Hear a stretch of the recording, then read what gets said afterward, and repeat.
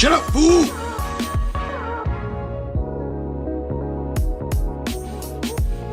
Hey, man! This makes sense!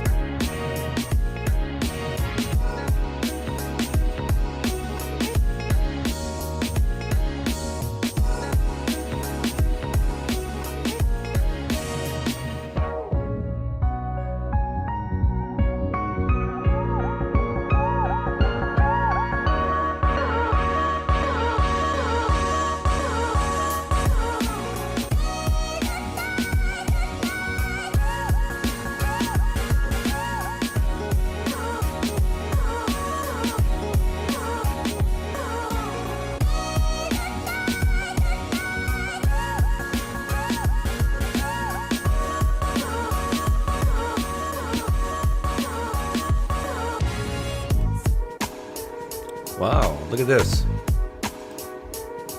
Look at this. Just started. But we got some new people here. Oh, wow. Great. What's 8% of 71 after a couple minutes? 6 people? 6 new people here already. Okay, for the new people here who don't know me, I don't know what you've heard about me, but whatever you heard, all of it's true.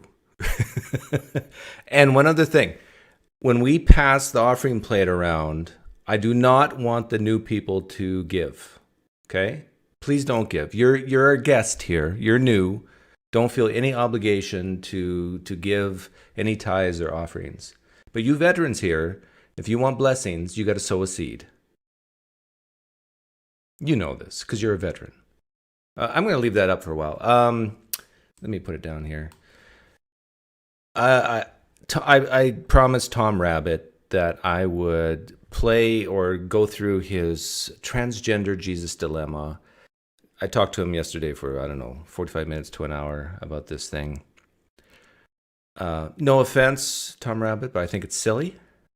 And I'll tell you why. But let's give it a chance. And I'll open up the room for call-ins after this. This is only like 90 seconds long. And so let's play it here. And then I'm going to give tips to Christians on how to deal with it. To being a male. He went from, I don't know what they're going to say, a non-binary. I'm going to be going over what I'm calling the transgender Jesus dilemma for right now.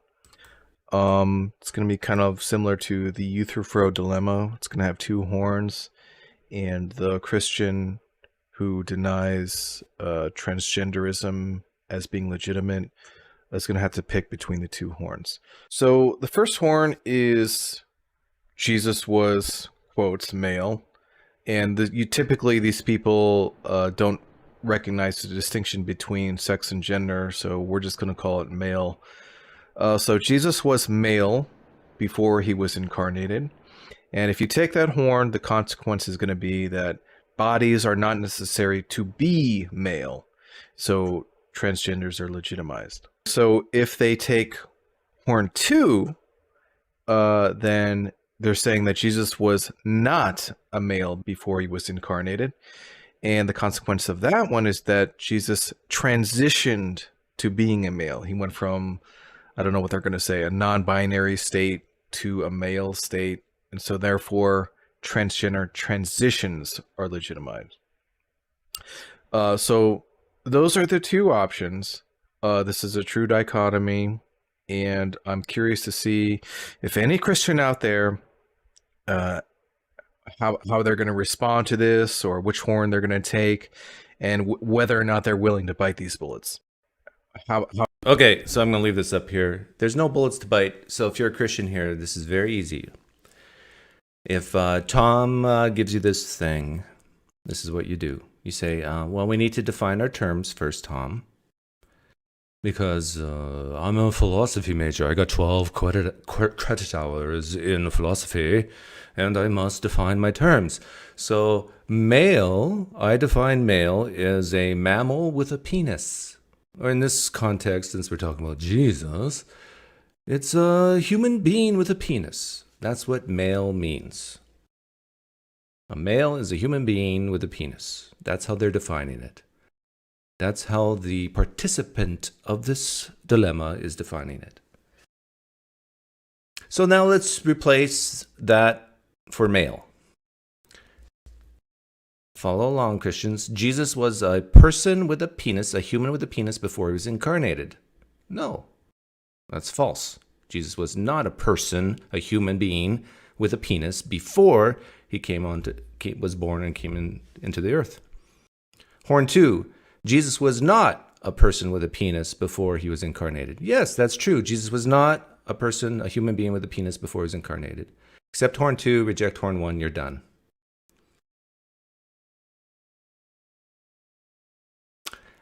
Not really sure what Tom, Tom explained what his goal was. His goal is to make Christians uncomfortable and admit that Jesus was trans in some way. And if he does, you can even grant that. My advice to Christians is grant Jesus was trans in the sense that he went from a non-human to a human. He went to a non-human with no sex, neither male nor female, to a human with sex, namely male. In that sense, he was trans. And don't feel embarrassed by saying that, because you would say that's the same thing as going from a vacuum cleaner to a balloon. It's a category error, you can say. And you're done. Sorry, Tom, but that's how easy it is.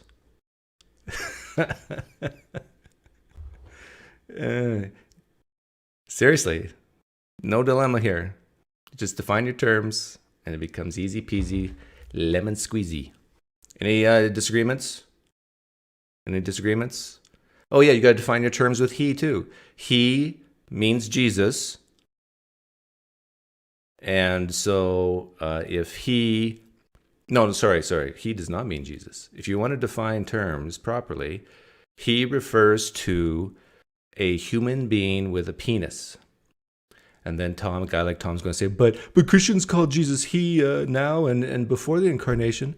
Just say this is just the human way of describing the undescribable, the category of existence that does not include atoms. It's just a shorthand. And this dilemma definitely would be more interesting and wouldn't work, I think, for Mormons, because Mormons believe that God existed as tangible stuff for all eternity past. So, well, how would they answer this? Jesus was male before he was incarnated. Well, yeah, but Jesus was born. But no, Mormons still believe in the Trinity. I'm not exactly sure how a Mormon would answer that. Do Mormons believe that Jesus was actually tangible atom stuff before the incarnation as well? I don't know. I'm not a Mormon. But yeah. Any comments, questions, Christians? Tom Rabbit? I see he's in the chat. Welcome to the new people here. I'm going to end the poll. I think there's this strong feel sorry forness in some atheists to want to trap Christians with this transgender thing. That's what I think is going on here.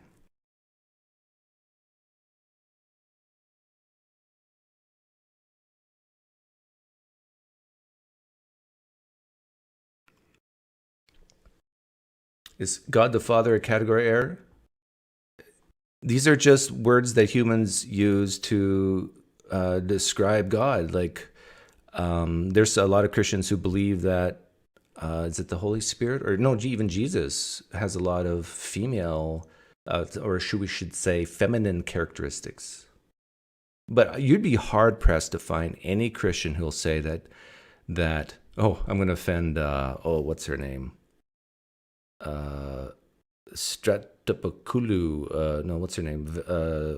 The historian who says that Yahweh in the Old Testament had a penis. But you'd be hard-pressed to find any Christian who would say that before the incarnation, God, in any form, had a penis. So just define your terms clearly. You're going to reject Horn 1, accept Horn 2.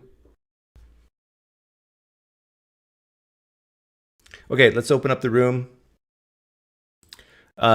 New format means where I can sit back and relax and be a moderator, and atheists can come in and talk to Christians. But the rules are that as much as possible, use the Socratic method. And when somebody says something that you disagree with, you're not allowed to. How do I say this? Let me just say it this way, and then I'll refine it. You're not allowed to disagree. You're not allowed to push back. You use the Socratic method to understand and ask questions. Like if you do disagree in your head, you ask questions to get to the disagreement. You just don't say, that's wrong. And I bet you most of you atheists out there can't do it. Actually, most of you Christians or Muslims or Jews can't do it either. There's something in you. Oh, you said something wrong. I gotta pounce back on it. So anyhow, it's a bit of a challenge. And I also was thinking that we should make it more specific, like have a specific topic. Like, I don't know. Are there eyewitness accounts in the Gospels? Is there more than one eyewitness account in the Gospels? That's the topic. And then a Christian comes in and might say, yes. And an atheist might come in thinking, at least, no. And then you go back and forth, Socratic questioning, to figure out, to come to maybe some type of agreement, to shed some light on it. So let me open up the room. My guess is we'll have lots of atheists who'll want to join, and I'm hoping some theists will want to join. If it's non-Christian theism, then of course we'd change the topic from eyewitness. Well, you could use eyewitness accounts in the Quran too, I guess. But the Hindu Vedas, I don't know what we'd talk about. Any Hindus here? Could talk about eyewitnesses with Mormonism, so that works.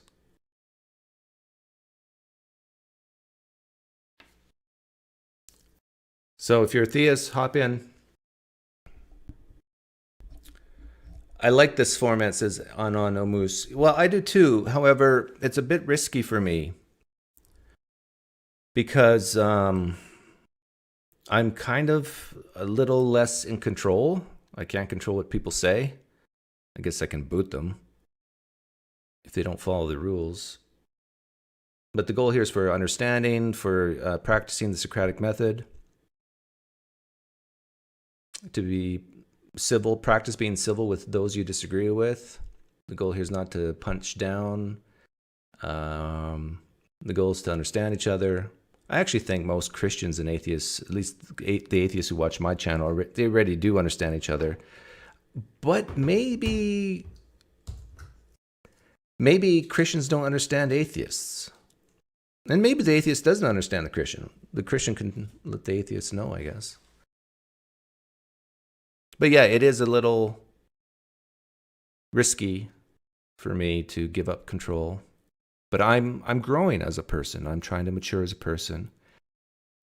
I don't do drugs because I like to stay in control. So maybe I just got to let go, got to learn, got to grow, got to have faith in people. Sebasticus. Is that how you say your name? Finally, you pronounce it right. You're an atheist, right? Last time you said Sabaticus. I did? Sebasticus. Okay, you're an atheist, right? Okay, so we just got to sit here in silence and wait for a theist now to call in. Why in silence? Because it's awkward. I like awkward silence. Do you want people to see your face? I mean, I'm not bothered. It's just, it looks like I'm in a closet, doesn't it? Well, yeah. It's just my spare room. You know what Jordan Peterson would say to you? Yeah, tidy up. Yeah. Your room's a reflection of your thoughts. I mean, if you got messed up room, you got messed up thoughts. Well, no, I don't disagree. Yeah. There we go. It's weird having you in two places because I've got two screens. Oh yeah, just focus on one. Yeah, I'll turn this off. Perfect Awa, that live stream we had with you was taken down because I played my Spotify playlist, and YouTube did not like that. Usually if there's one or two songs, they'll just monetize it for the songwriter or whatever, the company, whoever licensed the song. But this time they just said, no, nobody can see this anywhere in the world. So I am the only person on the planet who has access to that video. I've already published half of it, though, that didn't have the music in it. But I can't remember if we had music in the background of when you came on, Perfect Dawa. If we did, then too bad. That's the way the cookie crumbles. Theist, we got an atheist waiting for you. He's a nice guy. Look at his eyes. Look at his glasses. Look at his beard. It's well cut. I'll just shave today. He just trimmed. And he's Irish. Nah. Scottish. No. Oh, hang on. You're not UK. I mean, you're not English. Nope. I live in the UK, though. You're not South African, are you? I'm Romanian. I'm Eastern European. Romanian? I wouldn't. Yep. How come you sound UK-ish to me? Well, I speak English since I was like 7. So, okay, so you basically, how long have you lived in the UK? 2014. Do you think your accent's changed in the last 7 years, 9 years? It's changed in the last sort of 2 years. I'm sort of like a parrot, so I take the accents of the people that surround me. And now I live in Yorkshire, which is a very thick accent, so I sort of picked up a bit of that. Okay, that explains it. So you're not a true Romanian anymore. You're just a flag-waving phony who's abandoned your home country and accepted the capitalism and democracy of the West. Yeah, I don't even go home for holidays no more. Yeah. Oh, your mom must just be so disappointed in you. She actually is. Oh, now we're getting deep. This is now becoming a counseling session. Yeah, let's not go into that. Yeah, we won't get into that. Thea's call in, so we don't have to go into that. No, I don't want any pretenders. I don't want role playing. I'd rather just this stream end early and we're done. I mean, I don't care that much. I'm just providing the opportunity for theists if they do want to call in. Maybe you guys can do your part, and if you have theist friends, you can email them, message them, tweet them, whatever you want to do, and say, hey, here's an opportunity to have a civil conversation with atheists on certain topics. You can even pick the topic. And ways to learn to communicate better. Because so often you find conversations between atheists and theists is like argumentative, talking over each other. One person just bloviates forever and the other person just sits and listens. So I'll try to moderate and try to give equal time, but it won't be like a debate format where like you got a clock. It's just more informal than that. But basically, we're going to try to act like human beings with some type of self-awareness. Can you do that, Sabbaticus? Do you have that ability to have self-awareness? Did you do that on purpose? What? Mispronounce my name. I said Sabasticus. No, you said Sabbaticus. Sabbatical. That's what I think of. Yeah. Well, I'm trying to. So you're probably one of those unemployed atheists, and so you're really sabbatical Sabasticus. I'm very employed. Oh, okay, I'm kidding. Yeah, I'm trying to practice my SE skills because I meet a lot of Jehovah's Witnesses around here. They keep knocking on my door. Actually, they never come back. Perfect Dawa, you actually might be the perfect person to call in and practice this, because I gave you a harsh criticism last week, or when was it? On Thursday, just a few days ago, that you talk too much. So maybe you can come in and practice actually listening to another person and having like an internal clock of, let's say, 20 seconds in your head of saying something, asking a question, and back and forth. So, but he's Muslim. What's a specific topic we can talk about with Islam? I mean, I'm pretty sure we can. But he's find something. He's a progressive liberal type Muslim. So Yeah, he's not a real Muslim. I think I'm familiar with Perfect Hour. I think his debate. I've seen a debate from him with Matt Dillahunty. Yeah. I think so. Yeah. Right. Yeah. He wouldn't be considered a Muslim around here. Here's a good topic, I guess, for Islam. Is it reasonable to believe the creator of the universe sent an angel to talk to a guy named Muhammad, the very words that he wanted to have? Is it reasonable to believe that based on the evidence we have? And Perfect Hour can come in and say yes. I think he would say yes to that and explain why, and you can ask some questions about it. And Perfect Hour, if you do come in, I bet you this will be your best performance ever, because you'll know that you can't just talk forever. You gotta. It's going to change your life. People will love you, just like they love Sebasticus. They do love me, actually. Yeah. Do you have a woman problem? No. Like What depends what you mean by a woman. I mean, like that you're so lovable that all the women want to chase you and date you and marry you and have your children. Well, as it happens, I only deal with old ladies. So. Oh, you like cougars, do you? No, with my job.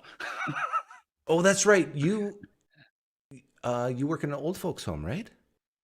No, I'm so my job's changed since we last spoke. I work in palliative care in yes. That's a tough job.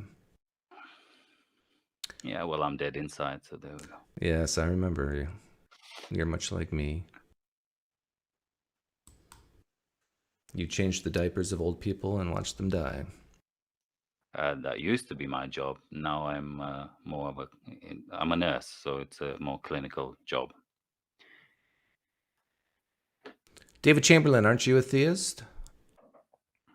No, I'm thinking of a different David. Actually, let me do a poll, see how many theists we have in here. I am a theist, atheist. If no theist calls in, I mean, it looks really bad on theism. Like when only atheists want to participate in civil conversations and not theists. I'm trying to guilt trip you guys. Whoa, we have 20% theists in here so far? That's 30. There's 30 theists in here. There's no excuse. And I don't have to show your face if you don't want me to. I'll be nice. Okay, we got Perfect Dawa. Let's see if he can do it. Hi, Perfect Dawa. Hello, hi, how are you? Good. So what topic do you want to talk about with Islam? Actually, you can pick up the topic, but I would like to just to ask atheists actually that what I was talking before that. No. Mm-hmm. We want to talk. Yes. We want to have like a claim on the table and then discuss it with an atheist and yourself a theist. Is that what? Okay. Yeah. So, is the topic of Muhammad getting the words of Allah from an angel a good claim to start with? Yes. Do you believe that's true? Yes, of course. Okay. Why don't we start with Sebasticus asking questions about that claim? You want to? Yeah, you can. Yes, you can. Well, you have any questions that pop in your head, Sebasticus? So can you clearly state the exact claim that you're making? Okay. I just, you have to know, I have said it before that I'm a former atheist, yeah. And for me was absolutely impossible that people of the past thousands of years ago could know what is written in Quran, okay? So that's why I start to believe that these people were messengers of God, and definitely they should have received the message through, an angel, because God, you cannot see God. God is not. Okay, that's about 20 yes. seconds, perfect Dawa. So that's, and you Okay. you were clear. You did very well. Okay, Sebasticus, any questions about that claim? Why specifically an angel? Why not a direct message? Okay, direct message like what? Can you explain? Like Like he talked himself? Yeah, me and you were talking. That's a sort of direct. Okay. Well, not in the same room, but Yes. That's for me, it's not a big deal. That why I'm not going to sit in such a details to why not this, why not that. Okay, he wanted to contact his prophets in a way, and he decided in that way. Okay, so I don't have any problem with that. Okay, so Why not? so perfect Dawa's answer is basically I don't know, and he doesn't have a problem with it either way. But let's get to the epistemology. Perfect Dawa said earlier that the reason why he believes this is because of the things unknown in the Quran at that time. Do you have any questions, Sebasticus, about that? oh, you're true. You're throwing me off. So how do you know that these claims were unknown at the time, or were impossible to be known at the time? Okay. Because I studied a little bit actually, in reality, when I learned that pagans, they believe in reincarnation, and when you ask them how long, they say forever, okay? And I knew that Abrahamic religion believed in the end, they believe that there is an end to this universe. Then I started to think that how could they know in the past that there will be an end to this universe? And then later I realized that they don't know just that. They didn't know just this. They knew that there was a beginning, how it started, the Big Bang, and how it will finish. Even there are three different theories: the Big Chill, the Big Crunch, the Big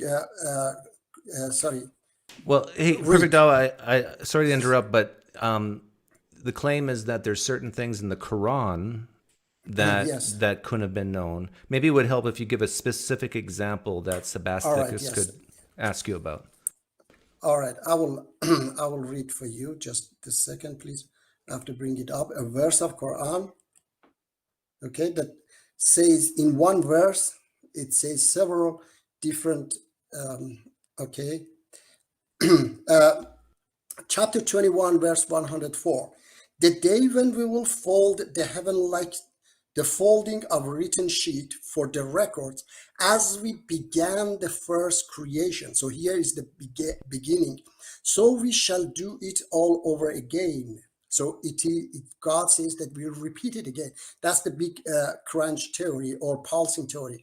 A promise binding upon us. Indeed, we will do it. So there are many other verses. This is one of the many other verses that Quran's talking not only about the end, how it will end, and there was a beginning, okay, that we started, and then it will be repeated Can you, again. like I can tell by Yes. the expression on Sebasticus's face that he didn't quite understand it, and neither did I. So can you reread just the first, I don't know, 10 words or so of that verse? Okay, let me first say it like this, that when you don't have the knowledge of something, you make wrong decision. As at 25 years age, I started to No, we don't care make about any of that. Sorry to yes, say. I'm just going to say that first you have to know the theories. Do you know about the theories about the big crunch, the big rip, and the big chill? Do you know about that? Those theories, how the world will end according each of those? I'm tangentially familiar. Okay, but you should know that the big crunch means that it's also called pulsing theory. That after the Big Bang, the universe Yeah, it's gonna expand implode and then come back again, Yeah, and then yeah. again blow and then come back. Yeah. So so So there read was a read those beginning first verses again. yes. Okay, chapter 21, verse 104 again. The day when we will fold the heaven like the folding of a written sheet Okay, for the stop there. records. The day Yes, that what? You're when we gonna will it's gonna fold unfold. the heaven like the folding of a written sheet. Okay, Like the heaven, like no, like folding of a written sheet, Like a folding of a written sheet. Okay. And yes, yes. And what do you think that means? That means that we will bring it back again together. Okay. Bring what back? The heaven. Okay. It's like when you roll a paper, when it is open, and then you roll it back again. Okay. Okay. Make it gives that impression that it will bring it back together again. Okay. For the records, as we began the first creation. So here it said we began the first creation. Okay. There was a start for the first creation. So we shall do it all over again. We shall do it all over again. Which means what? Which means that the universe will be repeated again. The Big Bang will be repeated again. Okay. Now, remember, let's stay focused here. The claim you made was that the Quran speaks of things that are true that was not known at the time. Yes, exactly. Go ahead, Sebasticus. Yeah. So how are you interpreting this to be talking about the beginning of the universe and the state of the universe as a whole, as in from the beginning to the end? Why are you drawing this? Okay, first of all, this analogy. Okay, this is not the only verse. I can read other verses as well that is talking, repeating again and say again. And this is very clear for me. I don't know why you don't, for you it's not clear that it says the day when we will fold the heaven like the folding of a written sheet is talking about the end. Okay. It's talking about the end. What? As we began the first creation. So this is very clear for me. I don't know why it's not clear for you. Okay? Can this not be interpreted to be its subject be the earth, for example? No, it's talking about the universe. Say heaven. When it says heaven, it's talking about the universe, Quran. Okay. So another thing is that again, yes. that wouldn't that be your interpretation? I'm asking why are you interpreting it in that sense? Because it is very clear for me. It's not interpretation. Well, it's clear for you. That's what I'm. Okay. You keep saying you're qualifying for me, yes. Okay. right? It is not for me. And I'm asking for your motives. Why is it clear for you? What makes you draw that conclusion that it's specifically about the universe and not about? Yeah, like Sebasticus, what Sebasticus is asking is that there are some people who believe the heavens and the earth, that the heavens are just a part of the atmosphere above the earth. So why do you think heaven means universe? And because there are many verses in Quran when it's talking about the heaven, about when you say heaven, it's universe, about the stars, everything in the universe. It says the heaven and everything in it. Okay. Yeah, but I understand, but I'm asking you that there are people out there who will say that the stars are within the heavens, but the heavens are just 50 miles above the earth. The firmament. Yeah, the firmament and so forth. They're called flat earthers in the Christian world. They believe that.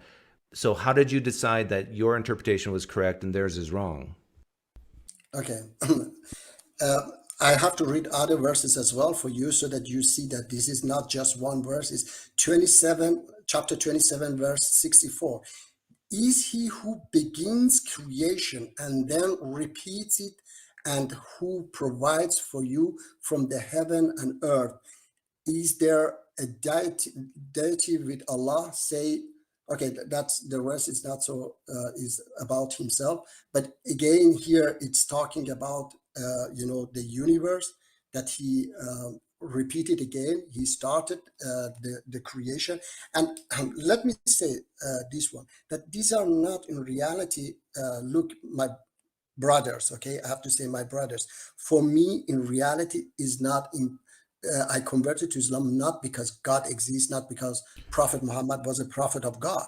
I converted because of the teachings for our life on this planet. Yeah, perfect. Well, we're not interested in why you converted. What we're interested in right now is that one singular claim that the Quran mentions things that are true that nobody knew at the time.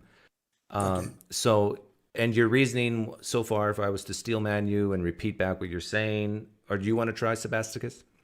repeat back what he's So saying so far? I can try, and then you can jump in whenever you want. So what you basically, in my assessment, what you're saying is that the knowledge, and I'll put it in quotes, that those people had were so advanced at the time that it was written down, because they didn't have the sort of tools to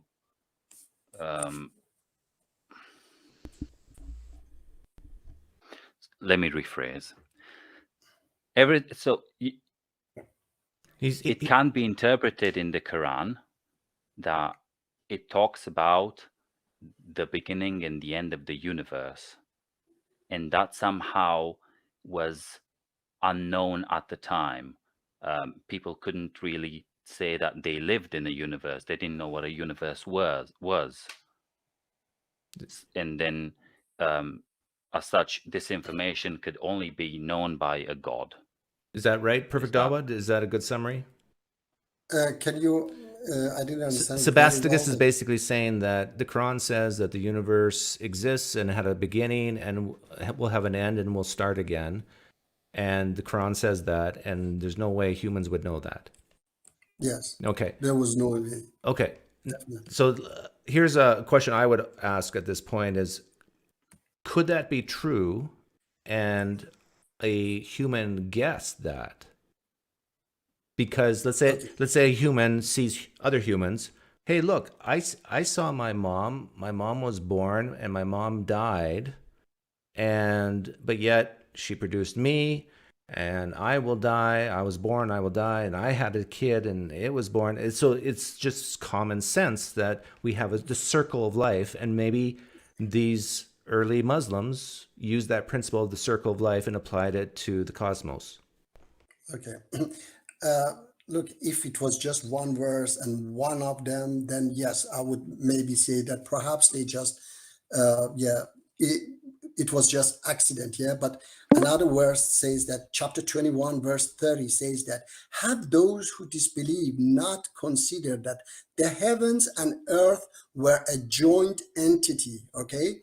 And we separated them and made from water every living things, then will they not believe? So it says again, Quran, we know today that every living creatures on this planet are from water. But this is something that we have known about it recent, time, maybe 100 years, I don't know. But in the past, we didn't know this. What does "are from water" mean? That every living creature is from water. God says, Quran says. I know, but like living creatures have carbon in them. Water doesn't have carbon in them.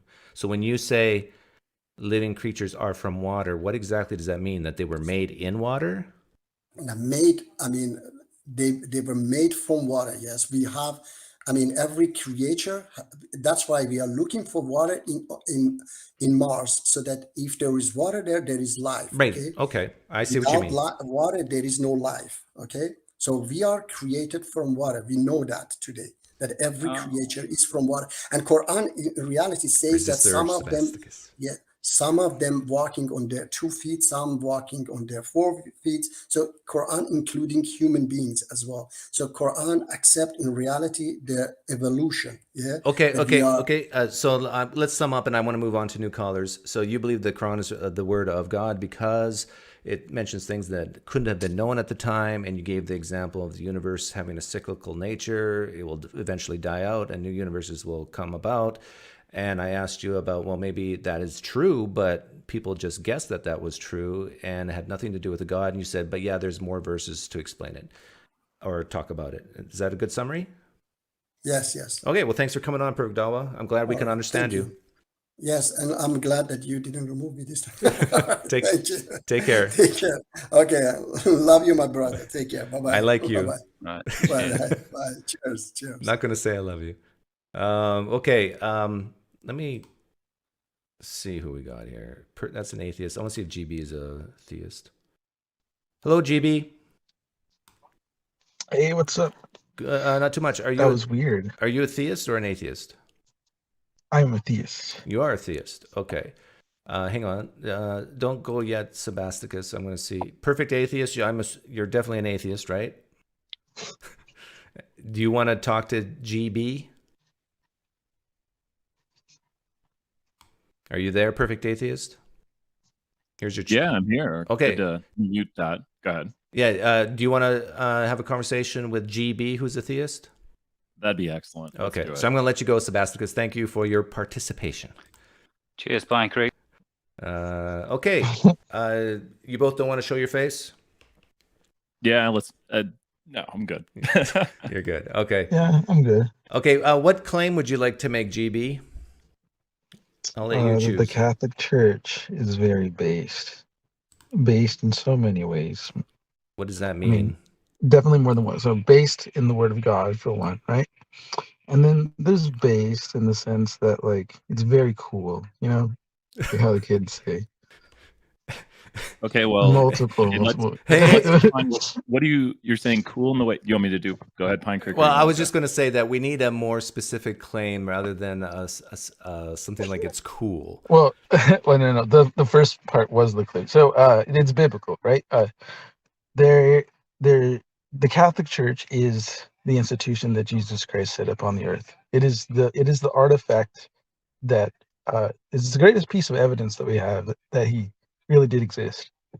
I would contend, and I think it answers a lot of the questions of, like, well, how do we decide who the authority is? Well, I guess the church is actually technically. Okay, so the claim is that the Catholic Church is biblical. You kind of have more than one claim there. That the Catholic Church is biblical, and what would you say, the foundation of the Christian Church? Is that no? That doesn't sound right. Well, say it again. It is the institution.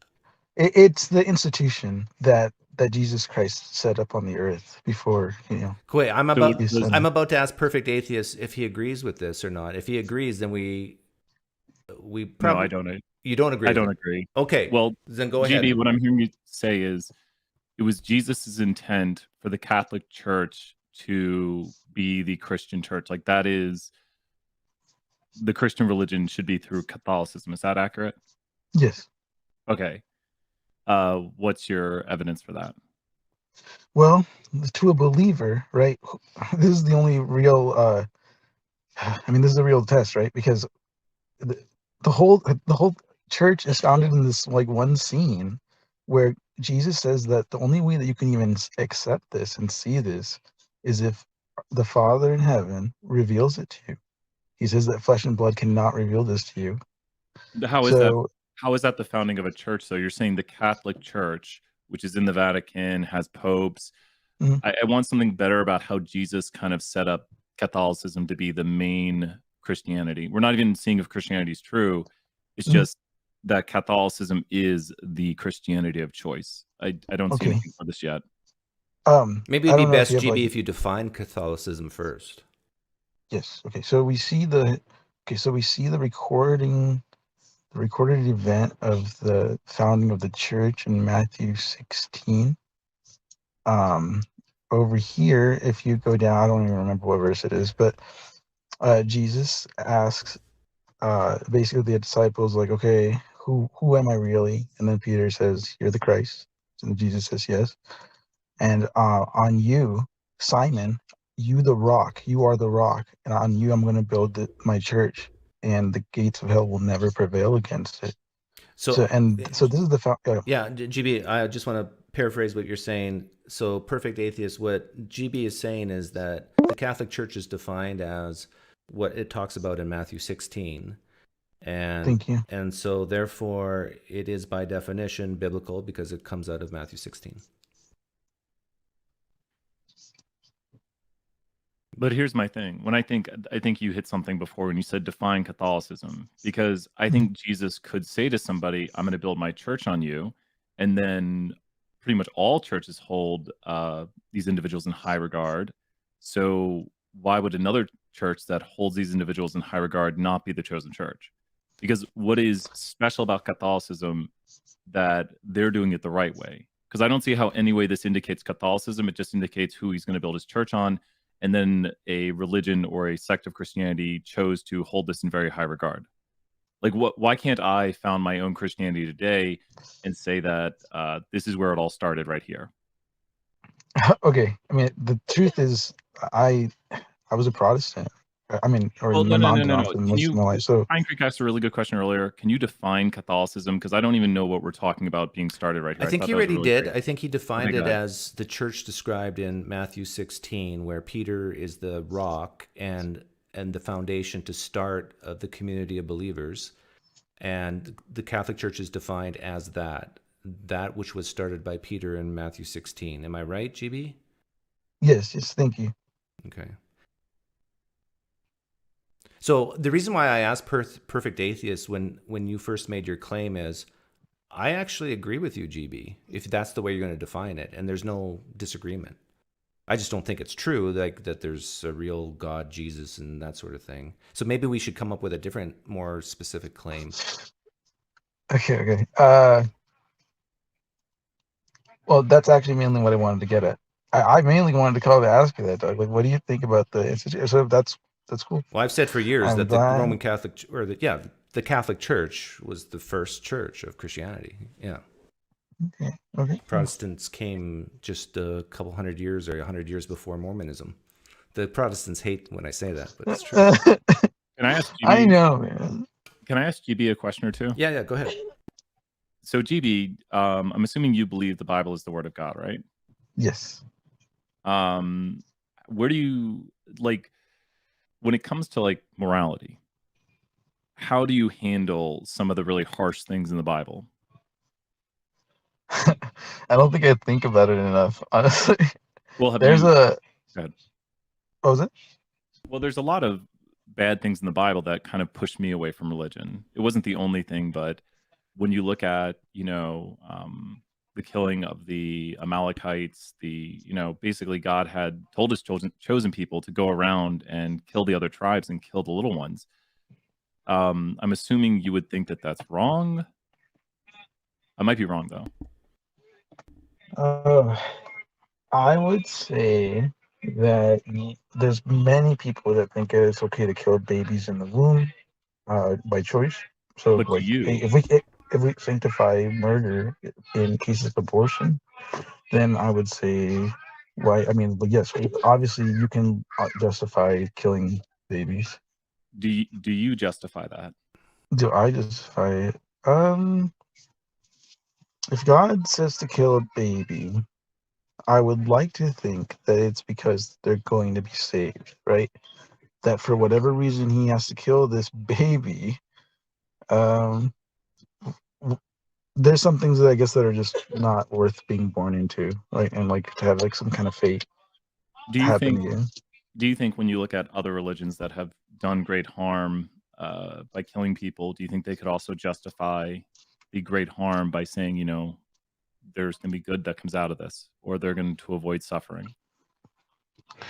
That's the only way that I can justify it. I think something really, really good has to come out of this. Right, but Perfect Atheist is asking you a question about other people, other religions who justify it just like you do. Like if an ISIS member justifies that by killing himself in a suicide bomb, he gets to go to paradise, that's justification for killing, in that case, himself.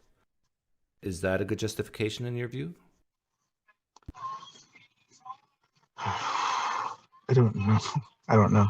Because there's wait. I want to pause you on that, though. You're saying you don't know if it's a good justification for ISIS to harm people.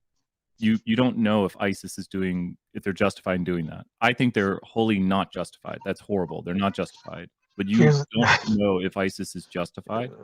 Well, here's the thing. Okay, so biblically speaking. But I want you to escape. I want you to just think your thoughts without having to think, does the Bible say I'm right? I just want you to tell me how you feel, and you can't even condemn ISIS. That's where I'm a little confused here, but go ahead. I'm sorry, we can't have that conversation. That's not the worldview or the claims that I'm bringing. Yeah, I'm bringing the Bible because it's the truth. Okay, go ahead and use the Bible then. How would you justify I think you already answered. You would justify that God can just do what he wants? Well, no. I think technically, logically, there has to be a defense for why these things happen. There has to be a justification.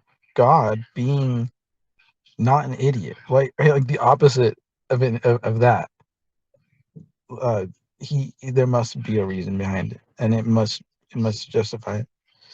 But I believe if we we talk about it long enough and we get enough smart people in here, Can I ask? we can I want to ask one more figure it out. question about that, and then I can leave PineCreek if you got more callers. But could God be could there be a justification to abortion? Could it be possible that God is using some greater good with abortion by permitting our nation to have it? Is that possible in your worldview?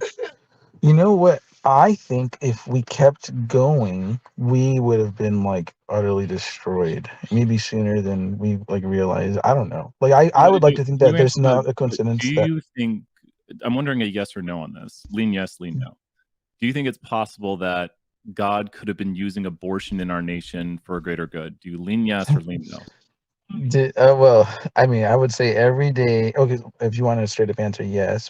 But I would say every day that passed that he didn't destroy us completely is a miracle. Like when you consider all the horrific things that are done in America every day. Like if you knew of every single wicked thing that everyone was doing in America specifically, and like what would you do with that? Like you would destroy so much of like not like Well, I think you would take people in for judgment. Perfect Atheist asked you a good question about sort of morally sufficient reasons in terms of abortion. What does the Roman Catholic Church say about abortion? It's always wrong. Okay, it's always wrong, and you just answered against the Roman Catholics' decrement. Well, I would say it's a logical justification. But when it comes to that, I would say the only good that I can see that comes from abortion being allowed, is just that God shows His mercy and that He doesn't. But kill if us abortion is always wrong, according to the Roman Catholic Church, and it's the foundation based on Matthew 16 of the real Christian Church, why are you going against it by saying that abortion could be good? Okay. I will retract that statement. I guess my main point was that God, the main good that comes from it is the mercy that God doesn't that God spares us, right, another day as a nation.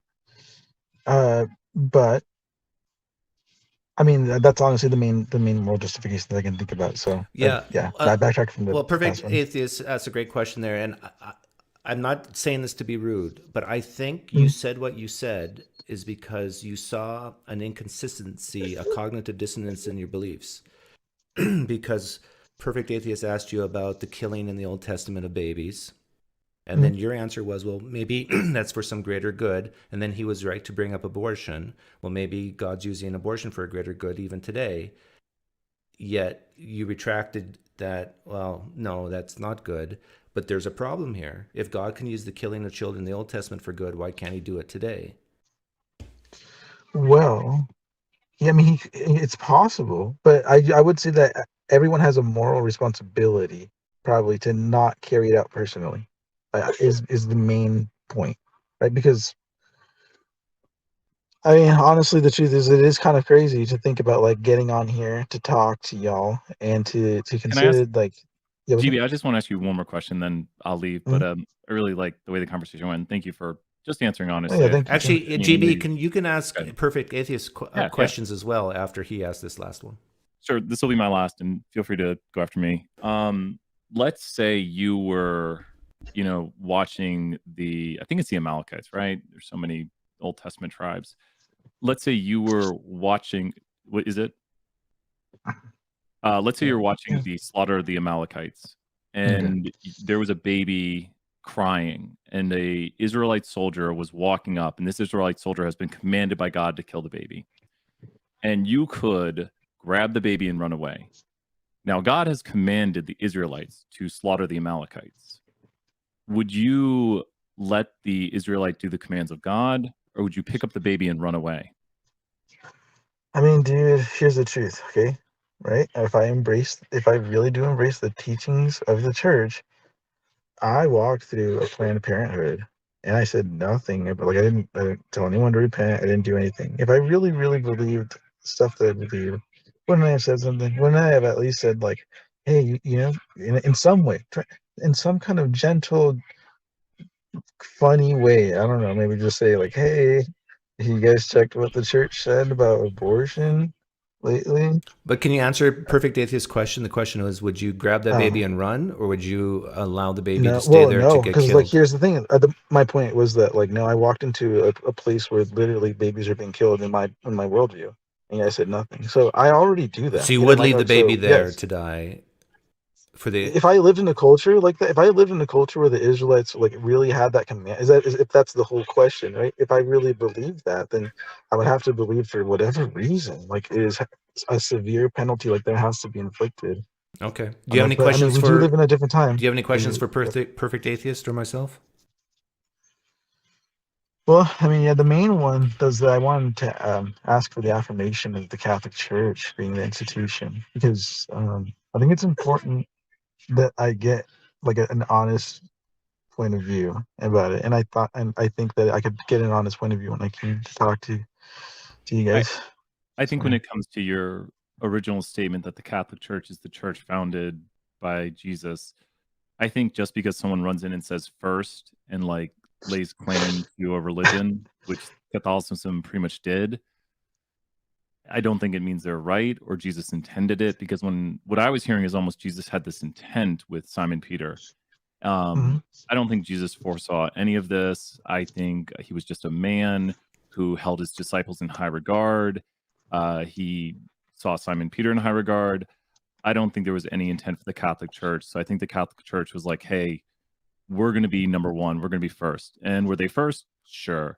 Are they the church Jesus intended? I don't think we know that. And I don't think there's good evidence for that. But was your question to us that you needed or wanted affirmation that the Catholic Church was the real first church?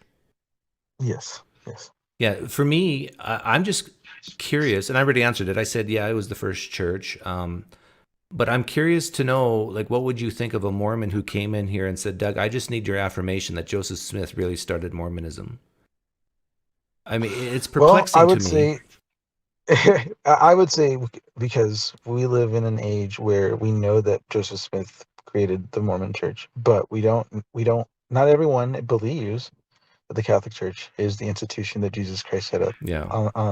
Yeah. So, But you yeah. basically defined the Catholic Church as the church the first church that started all of Christianity. So by definition, you can't be wrong. So you can get all the affirmation you need just by definition. Right? Okay. Very cool. Anyhow, thanks for coming on, Thank you, GB. guys. Thanks. And thank you, Perfect Atheist. Yeah, thank you, guys. See ya. We got an atheist waiting. Scott is waiting, but we don't have any theists. Scott's tagging in for the atheist. We need a theist to tag in for GB. You don't have to be Catholic. You can be any theist. Make a very specific claim, and then a atheist will ask you questions, and at the end you can ask the atheist questions. Keep it civil. Have in your mind an internal clock of 20 to 30 seconds so you don't bloviate. Get right to the point. Use simple words, because most atheists are dumb. No, I'm just picking on the atheists. I'm picking on the atheists so the theists feel more comfortable to call in. You know, got to be on your side a little bit. Don't be shy. You know the Holy Spirit's prompting you. I don't use the Socratic method much because I'm too confrontational. I've been shot at 3 times. Well, that explains some of your comments in my comment section of my videos. Quacks too much. That explains a lot. You've been shot at 3 times?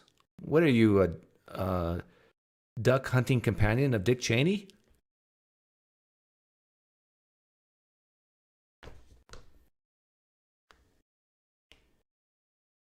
a good joke, right? That's a good dad joke.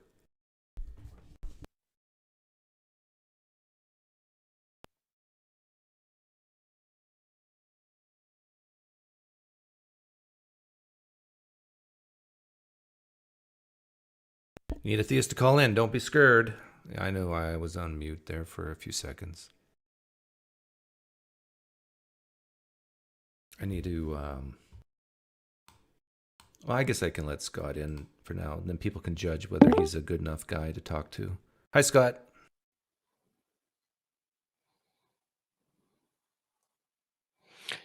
Hello. Yeah, we're just waiting for a theist to call in.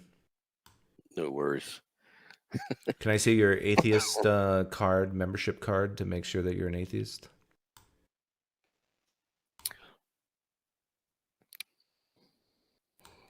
You got one in your wallet? My atheist card. Yeah. Make sure you turn off the live stream tab and just have the Whereby tab open. Hey, thanks for the donation. Good question. I love the new format, voting with money. Well, that's the best way to vote, right? With money? No. Some people say that's horrible. But I appreciate the donation. So we need a theist to call in, make a very clear, specific claim. And then Scott will ask questions. You're not lagging with me, Scott, right? No, I'm good. Okay, good. I think we're good. Yeah. Yes. Where are you from? What state? I'm in Florida. Okay. In Pensacola, Florida. Yeah, I can tell a little bit of the accent. Well, I was in California a few years ago, so maybe that'll bring some sophistication. Is that Gator country? Yeah. It's L.A., Lower Alabama. When you make your gator stew, what do you put in it? I like to fry them up, man. Frying them up, yeah. I want to fry them up, baby. I like fried food too. I mean, before I eat anything, I deep fry my fingers and I suck on them. I mean, oh my good, yeah, finger licking good.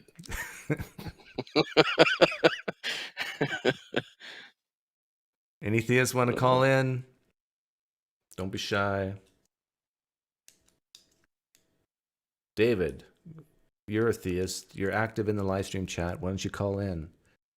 What do you have to lose other than your eternal salvation? But no one can take David out of the hands of the Father. No. Not even Scott. That's right. I like apologetics. They help people feel smart, Maybe we should come up with a claim to get the blood pumping for a theist instead of them coming up with the claim. Yeah, and I'll go back to the claim I made earlier. There is not more than one eyewitness account in the New Testament that Jesus rose from the dead. That's my claim. Any Christians disagree? Call in. There's only one eyewitness account in all the New Testament that Jesus rose from the dead. Only one. If you disagree, call in. Baked Alaska. There you go, Baked Alaska. Hey, man. So do you want to use my claim, and then you can ask questions of Scott? Scott, do you agree with that, the claim I just made? With Paul, I guess, being the only eyewitness account? the vision or voice, yeah. Yeah. So, okay. So Scott says that there's only one eyewitness account in the New Testament of Jesus' resurrection, and that it was a vision. Do you disagree with Scott? Well, I think I kind of do. I mean... Good. Then that means we have something to talk about. So why don't you ask questions, use the Socratic method. Don't say anything. We're kind of reversing it now. You're going to question Scott.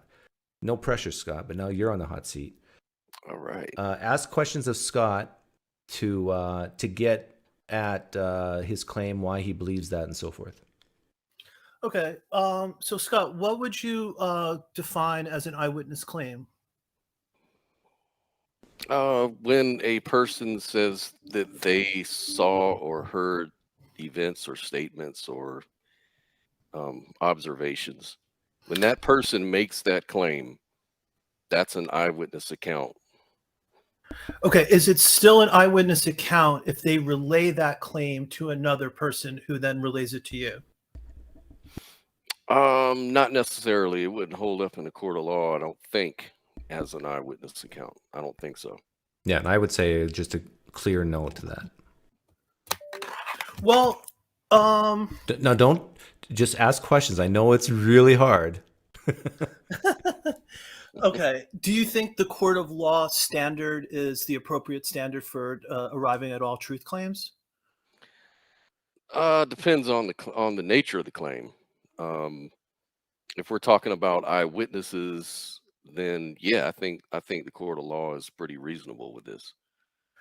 Okay, so you think that in trying to ascertain historical events, we should apply the same standard that a court does when adjudicating disputes between two people?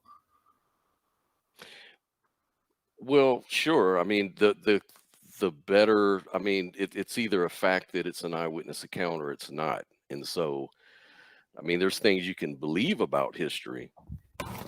Depends on the nature of the claim, though. Like there's mundane claims, and then there's extraordinary claims. Well, let's hang on a second. Baked Alaska, what did Scott say is the definition of an eyewitness account? I want to make sure it's very clear. I think what he said is like if somebody personally witnesses something through their own perception, like an event taking place, right, and then reports it. And then reports it, right. Right. And then my question was, if there's an intermediary person, so they're not directly reporting it to you, they report it to a third party, maybe a police officer, maybe another person, and it gets introduced via that third party. And I think Scott said then that no longer makes it an eyewitness claim, unless I'm mistaken. Is he mistaken, Scott? I think that may be a little bit mistaken because, like, if I speak to a police officer, he's writing down directly from my mouth to his ears, and he's writing it down. Okay. Is that what's happening with the Bible? Well, I think so. I think what we have are written reports of other eyewitness claims that were communicated to the apostles.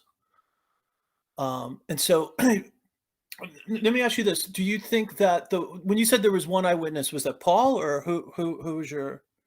Paul is the one that comes to mind. Yeah. So I mean, the way I look at it is, as long as you trust the person, like in the example with the police officer, like we have reasons to believe, and it's not always the case. I mean, the police they're often totally corrupt, but we have, as a general matter, we have reasons to believe that they're reliable.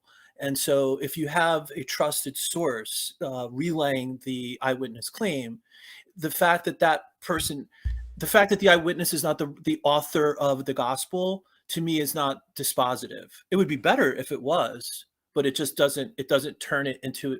It doesn't mean that they're not eyewitnesses. Well, I'm going to jump in here and give my point of view, and you can ask me questions, and Scott can tell me if he agrees with me. But I love your police officer analogy.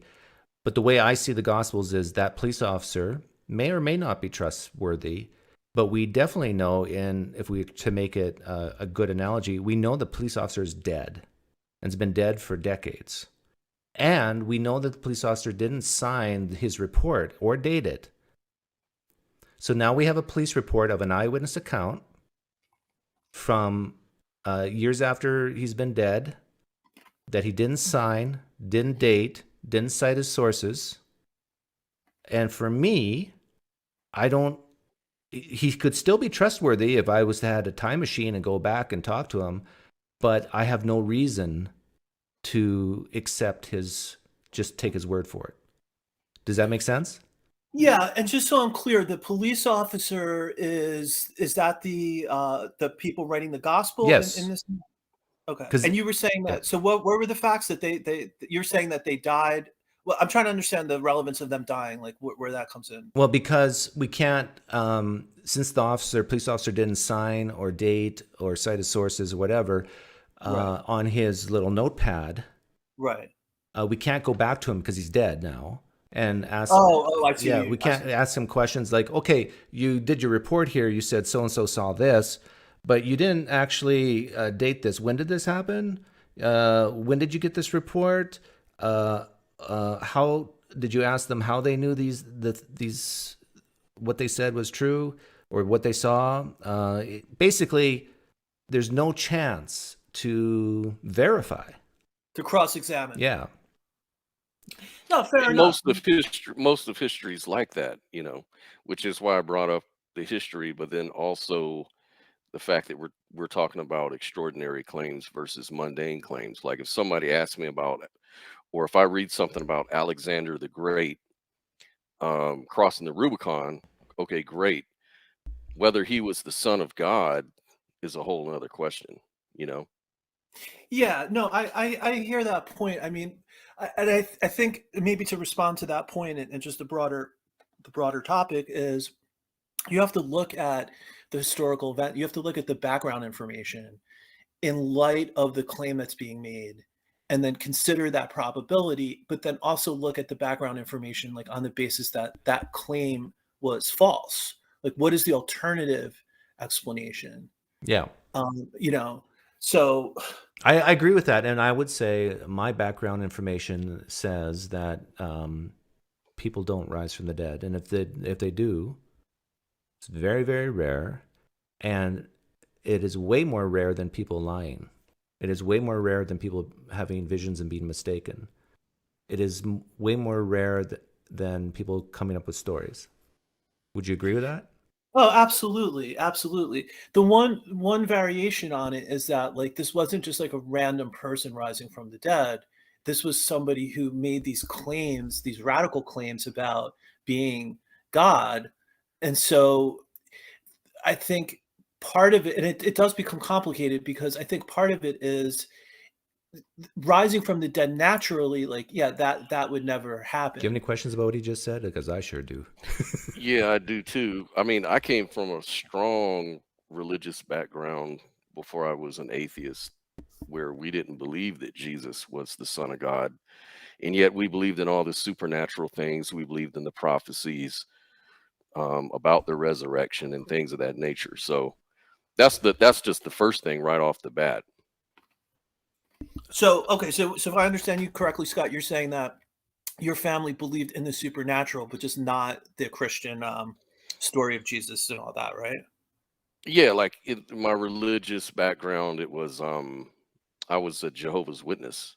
Oh, So, okay. you know, Jehovah Witnesses don't believe that Jesus was part of the Trinity. He was literally the Son of God, divine, but not God himself. So, but Baked Alaska, you made a comment about the radical claims Jesus made. And my question is, what does that have to do with anything again? Like, I'm not clear why you brought that up. Well, I think it goes to whether it's a coherent hypothesis that's being advanced, right? And if the hypothesis is that because under Christianity, like, it's sort of, you're already presupposing that God exists, right? And then so the question is, like, could God raise Jesus from the dead? And that's not as such a radical claim as if you frame it as, could a random person just rise from the dead? Those are two totally separate claims. Right, but there's people who claim to be God all throughout history, right?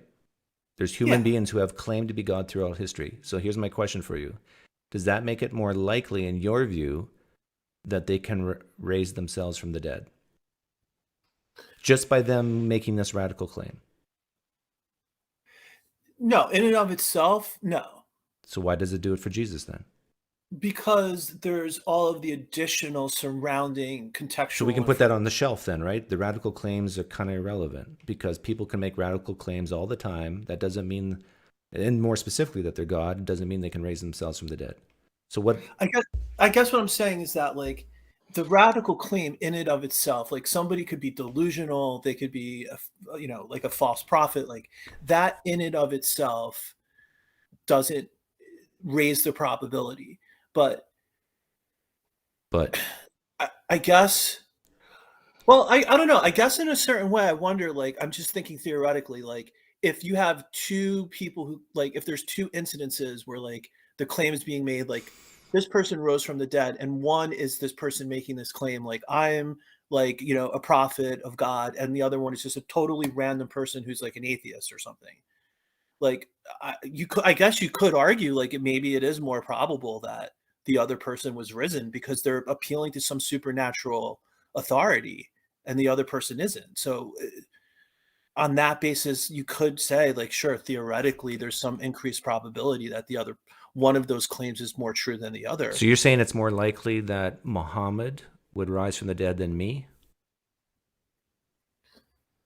Well, in Islam, I don't think that's part of their theology, but I know, but you made the claim that if someone is appealing to a god, it's I think, like, all else being equal, because you need some supernatural, like, if there's any chance of that claim being true, like, it's only going to be true for supernatural reasons. Like, Well, what about Sai Baba? He's a relatively new prophet, and he rose from the dead. He resurrected people from the dead. He had hundreds and thousands of witnesses. Do you believe it? are you referring to the guy in India? Yeah. No, I mean, I don't. I'm actually not very familiar with that case. Well, just to let you know, we have names of the people that actually witnessed the resurrections and the miracles.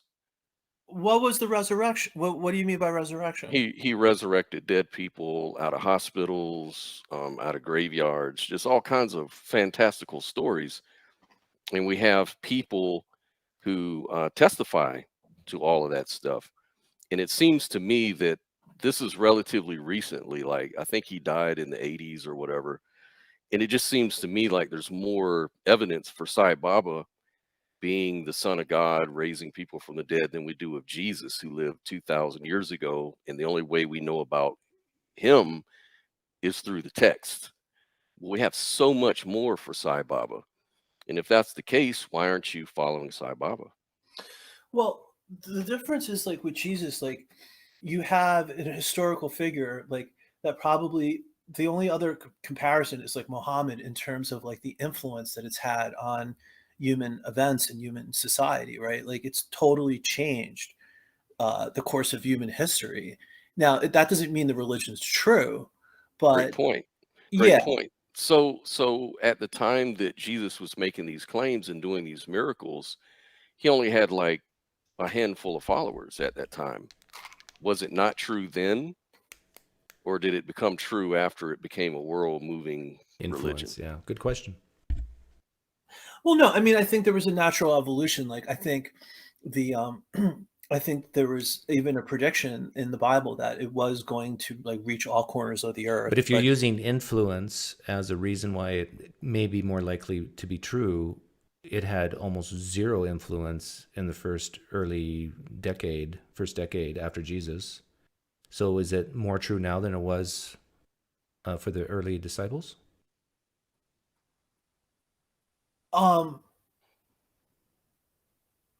Well, I guess what I'm saying is, like, the influence, just because something's influential doesn't mean, like, it's immediately influential. Like, it may take time for the seeds to flourish. Yeah. You know, like, it doesn't. But we started this conversation, we've kind of gotten sidetracked on a lot of different issues, but we started this conversation about eyewitness accounts. It seems like your definition of eyewitness and our definition of eyewitness is different, right? Yeah, I think so. I wonder if you guys are being a little narrow with your definition. Just because. Well, maybe we are, but let me ask you this: which standard we have? Your definition is something like that police officer still counts as eyewitness account because he's relaying an eyewitness account. Yeah, exactly. Okay. Exactly. Out of our definition and your definition, which definition is more stringent? More Yours. Ours. Yeah. So I guess when it comes to something as important as one's eternal salvation, should we go with the easier bar get over or the harder bar to get over? In other words, should we go with the most stringent definition or the more lax one? Well, I mean, this goes back to like Pascal's wager, or just like that issue in terms of like the stakes being so high. Why would you apply, like, just even for pragmatic purposes? There's just one chance in a billion, we should believe. No, I mean, it's got, like, I guess what I'm saying is, like, you need to have a basis for belief. And so if you lack like sort of a personal revelation or experience of God, then it needs to be based on reason. But do you admit, let's stay focused on eyewitness accounts here, do you admit that you're using a less stringent definition of eyewitness account than us? Yeah. Okay. Would you accept your definition of eyewitness account if it was something really, really important about someone you loved? For example, think of someone you love in your head, and they're accused of murder. They are accused of murdering someone. And the evidence we have is your definition of eyewitness account or ours. Which one would you prefer in that case? Well, in that case, I would want yours. Right. I think we're done here, Baked Alaska. No, but that's an important that's an important distinction. Like, our judicial system is designed to keep the innocent person out of jail, not to punish the guilty person. So the entire system is stacked against proving the person's guilt, right? So, because you don't want the innocent person to go to jail. So in that scenario, like if you're accused of murder, you're going to want the stringent standard because you don't want the innocent person being falsely accused. Yeah, you don't want innocent people going to hell. No, but like what I'm saying, like in our discussion here about like theology, if you're wrong, like, see, this is what I don't understand about ultimately the atheist position or the agnostic even, which is like if you're wrong, you're not going, like, it's not like equivalent to being like sent to prison like as an innocent person. You're just wrong. You die and nothing. Like, what's the bit of what is the big punishment that you suffered? Baked Alaska. I'll answer that. I was part of a religion that was very, very much like a prison. And you have no idea. Right, you have no idea. So no, I mean, hear that. we can look at wasting your time, wasting your money, wasting your energy. I mean, there's so many things that we can save ourselves from by avoiding untrue beliefs. And then also too, it's a subjective thing. Some of us want to know more true things and we want to just believe in things that make us feel good. So for that reason alone, you could say that, yeah, it's worth it to be rigorous. Yeah. And I want to be very clear that with this eyewitness account thing, that if we did have 2 or 3 eyewitness accounts of the resurrection, like Paul, I still wouldn't believe. I'm going to be honest with you. That's still not good enough for me. But I do find it very interesting that when it's applied to you with someone you love, and there's a lot at stake, which is similar with Christianity, there's a lot at stake, you prefer our definition of eyewitness account than yours. And I'm asking you nicely to reflect on that. Yeah, no, I mean, it's a fair point. I mean, I think that the rub is just whether those two examples, like look, you're always like, because of course, like, you're going to advocate for your own self-interest, right? So I would be dishonest if I was like, no, I want the looser standard. Like if someone's being accused of something, like, I may be completely biased, like, whether like with the court system, like we have like rules, like hearsay is meant to keep things out of court because the declarant who makes the hearsay statement isn't available for cross-examination. So there's no way of getting to pinning that statement that's made out of court. So you're saying we shouldn't view this as a court thing? Yeah, I guess that's kind of what I'm saying. So we shouldn't bring up women's testimony wasn't allowed in court, and that's women were first to the tomb. We should not bring that up either then.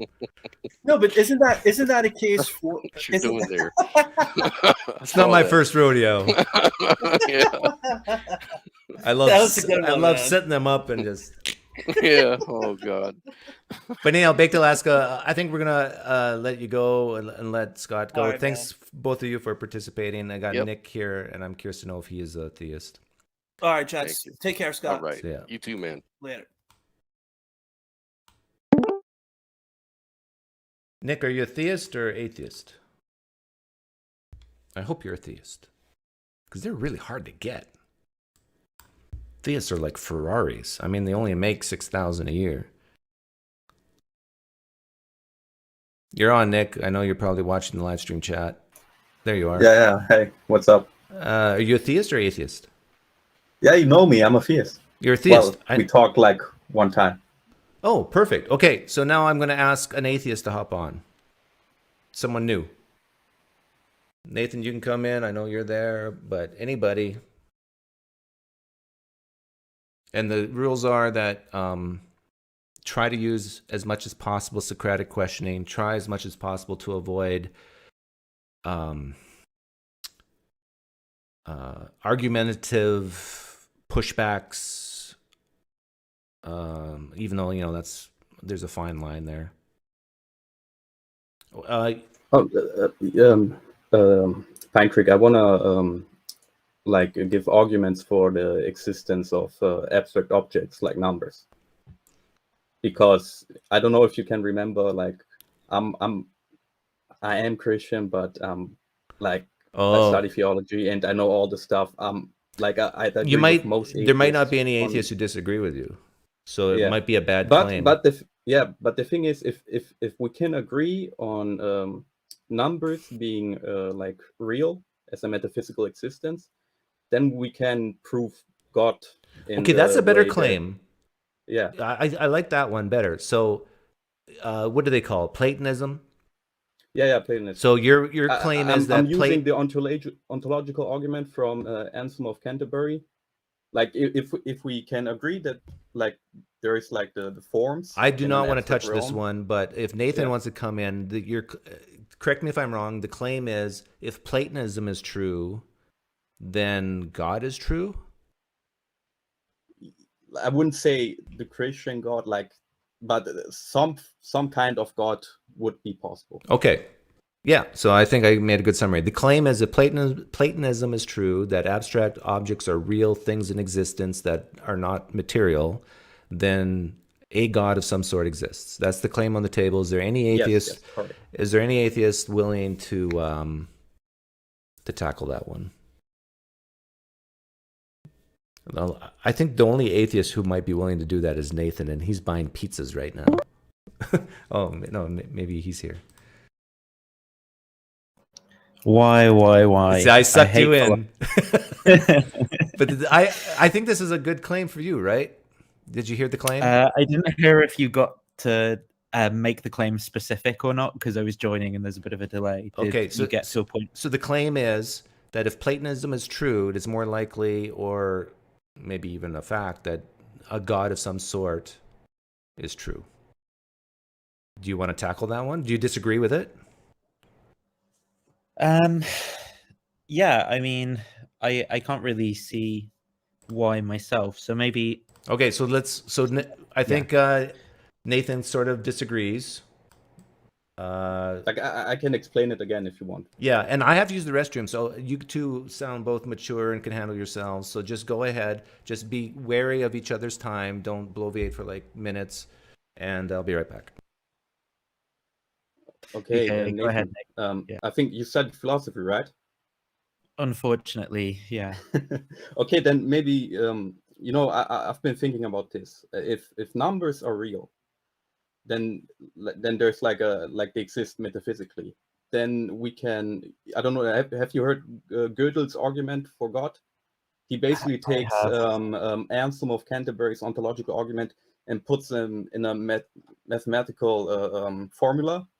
And if you accept the theory of forms, then God is basically proven. Like not the Christian God or something, but God is the one of whom nothing greater can be conceived. So let's just get a little bit clearer up front.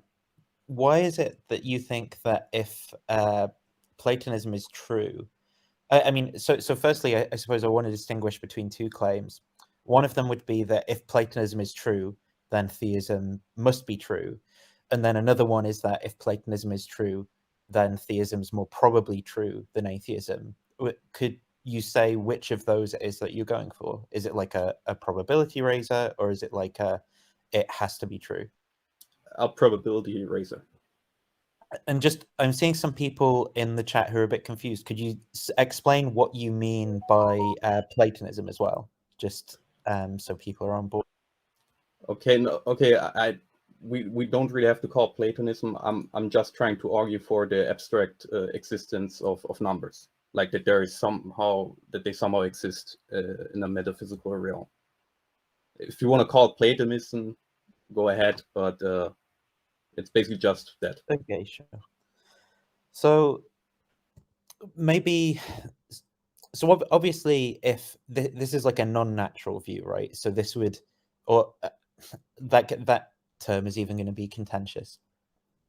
Maybe you could just tell me why it is that you think that this makes theism more probably true than atheism, because I guess I don't really see that myself.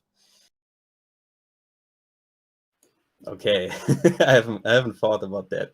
No, I mean, if important thing to think about before assenting to the argument, right? Yeah, I mean, if let's say if numbers are somehow metaphysically real, then there is a higher probability of God being, like a divine being real. That's the claim, right? And then I'm asking, so why should I think that if I don't already think it? Well, I don't. For me, it follows logically, but maybe I'm making a mistake. I don't know. So the claim is that if numbers exist in this metaphysical sense, then then it's more probably true that theism is true, or it's more probably true that God exists, right? So that's the claim. But then I'm asking you, why should I think that claim? And then you're telling me the reason is because you believe the claim, right? But what I'm asking you for is like something like some, how is it that you're thinking about it that makes that claim something that someone should believe? Then the question would be, if it is the case that numbers are somehow real, then who created them?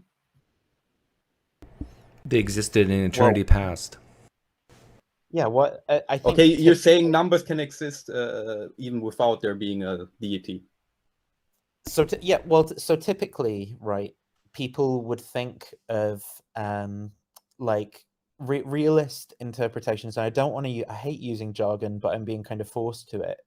Realist interpretations of mathematics would say that like mathematical truths are just necessary truths. So they're not like temporal objects like physical stuff, but they're non-physical stuff, right? Because we've said numbers are non-physical. That's like what we've already agreed to.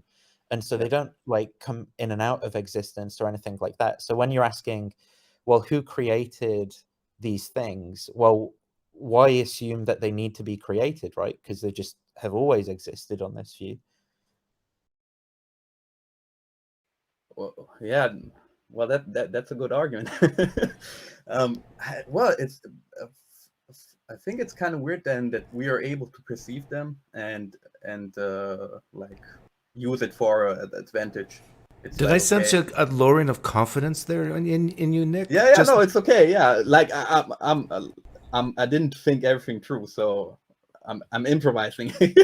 But like Nathan, of course, he studied philosophy, so I'm not gonna like if he has the better arguments, I'm willing to take my argument back, like say, okay, I made a mistake. Or here's another option. Like, maybe these abstract numbers are an emergent property of the cosmos that has always existed eternally past, so therefore no God required.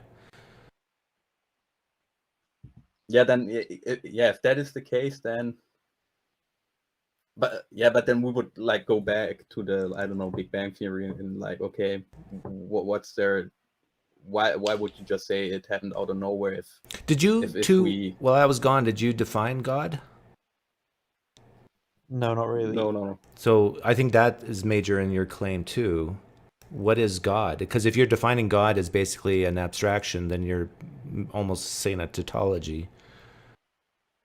Like, is God just a number? What's God? Well, I was thinking about God, a being that which no greater can be conceived.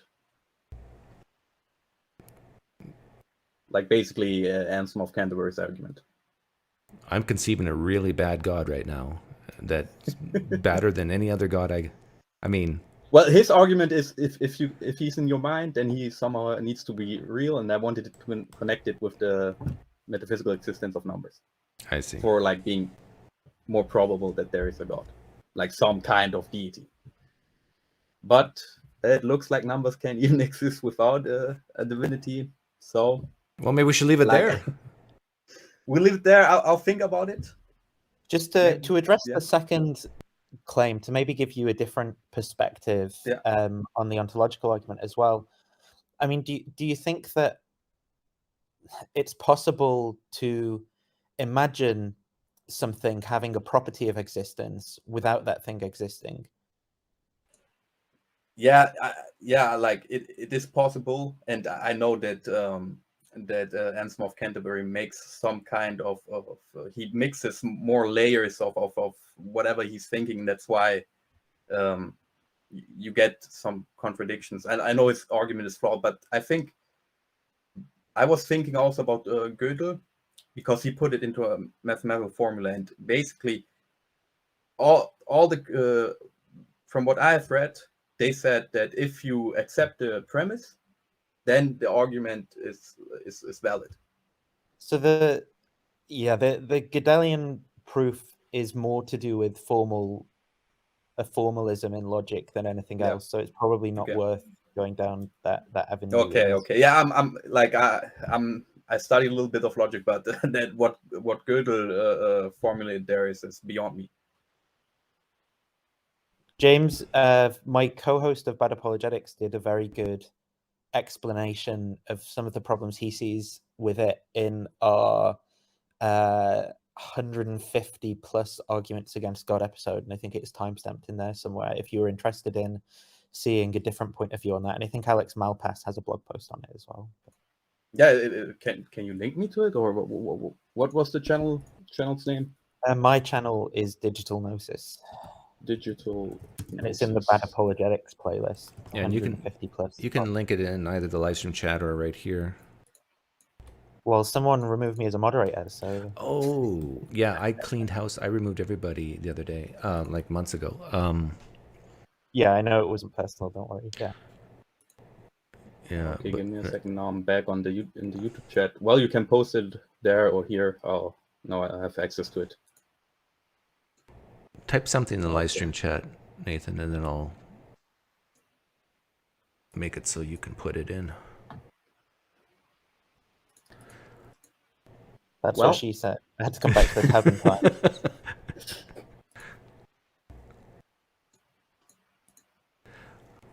Well, we'll get it to you, Nick. But yeah, just look up Digital Gnosis, and you were talking about who's the guy you're talking about? The guy, your co-host. James Fodor. Yeah. James Fodor. Yeah. And I think his YouTube name is James Fodor, Fodor.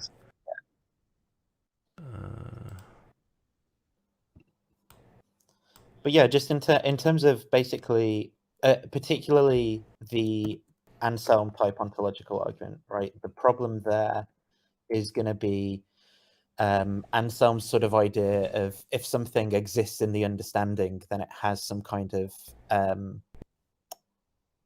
existence in like a real sense, right? And that's typically not how most modern people think about the way that the imagination works. I mean, you still could, but I'm just saying there's going to be some work there. And then on the numbers part, I think like I personally would reject this idea that numbers exist as like non-physical objects. I think that, you know, maths is just a way of people talking about things, and I think people talking all takes place in space and time. I don't think you need some non-physical objects to make sense of anything that's happening. But even if you do accept the view that, you know, some kind of like metaphysical realism about numbers or whatever, I don't think that it really increases the probability of theism.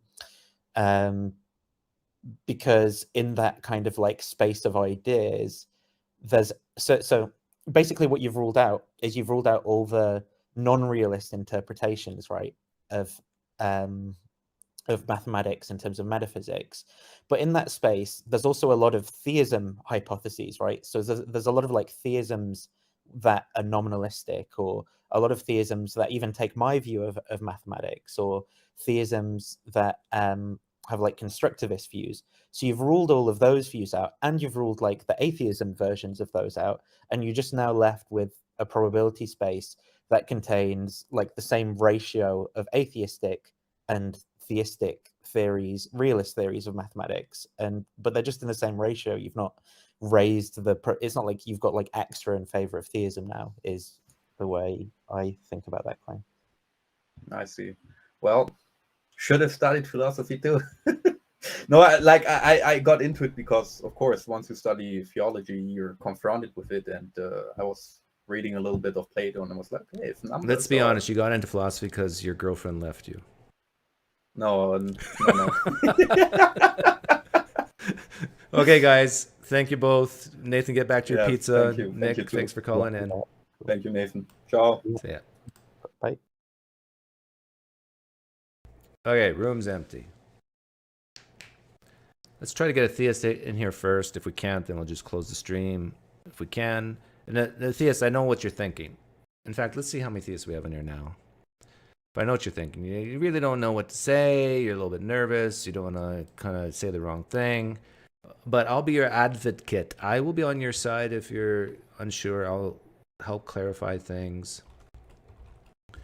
So you don't have to be nervous. And if you want, you can ask the questions of the atheist claim, or we can ask the questions of you. The goal here is not to make you look silly or stupid, just to understand. We can still ask, tough questions, of course.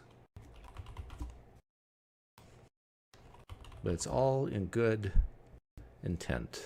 Well, we're still going to lead you to hell, but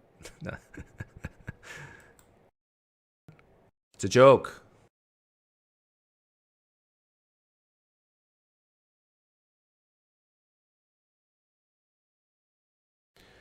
WTF were those guys talking about? Okay, yeah, let me do my farm boy analysis of what they were talking about.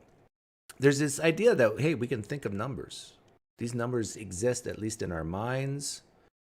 And yet you can't put them on a scale and weigh these numbers, these thoughts. This is, I think, I'm not a philosopher, but this is like some of the ideas from a guy named Plato. So they call it Platonism, that there's these immaterial concepts, and that if this is true, then maybe this idea of metaphysics is true, the existence of things that are not made of atoms and electrons and neutrons, protons, and so then therefore it's more likely a God exists. There you go. That's the summary. We got, hey, look at this. Oh, there's only 28 votes. Let's get it to 100 or 40 at least. But over 25%, or over a quarter of the people here are theists. I would love if the person who, out of all the theists here listening right now, the theist who's most likely not to call in, that's who I want to call in. Because I am just like Jesus. I want the last to be first. I want the David to go against the Goliath, which is whatever atheist is going to come in here next. You're going to be Goliath.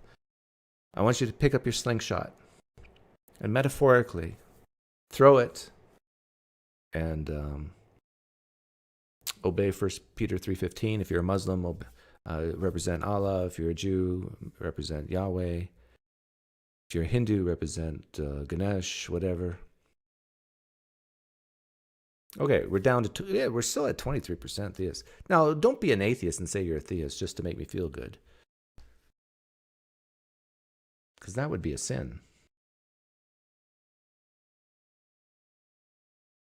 So please call in if you're a theist, and if you do, then I think we can get an atheist in here pretty quickly. If not, I'm here.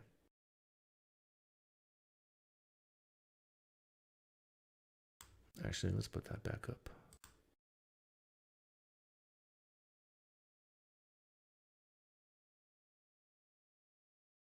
I'll call in one day, can't right now.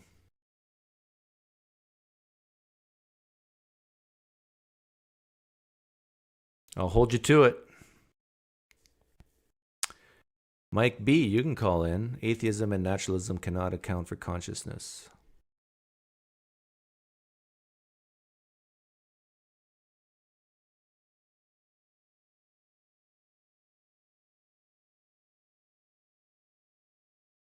Oh, yeah. Need the link again. Sorry.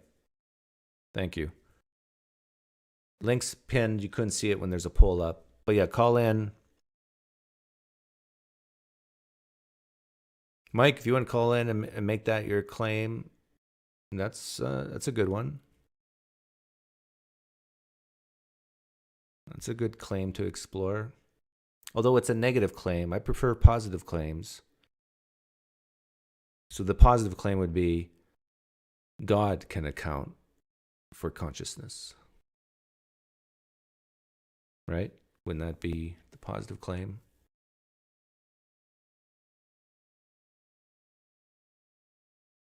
Yeah, digital gnosis, you've done your part. I actually think consciousness is easier than Platonism. Because I actually think it's just about definitions. And, well, they're very similar, really. Consciousness and Platonism. Oh, they have some similarities. They're both dealing with immaterial.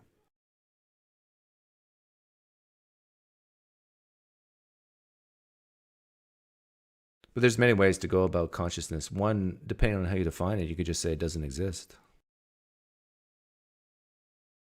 It's an illusion.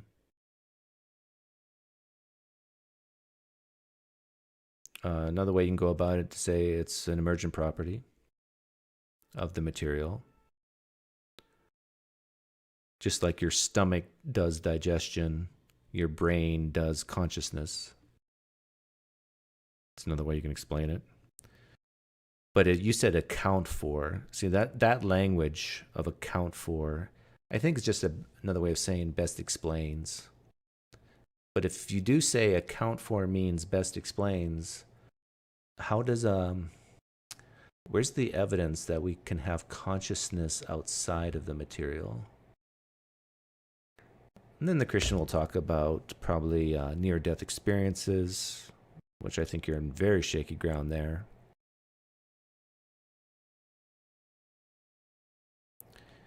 So an atheist could actually even grant that consciousness is immaterial in some way, just like the Platonist can grant that numbers are immaterial, but still say it's wholly dependent on the brain. I think the theist at that point is stuck like, because most theists, I think, don't believe that, but yet I don't think they can demonstrate that that's not true. Maybe someday they can. I don't think that day has arrived yet.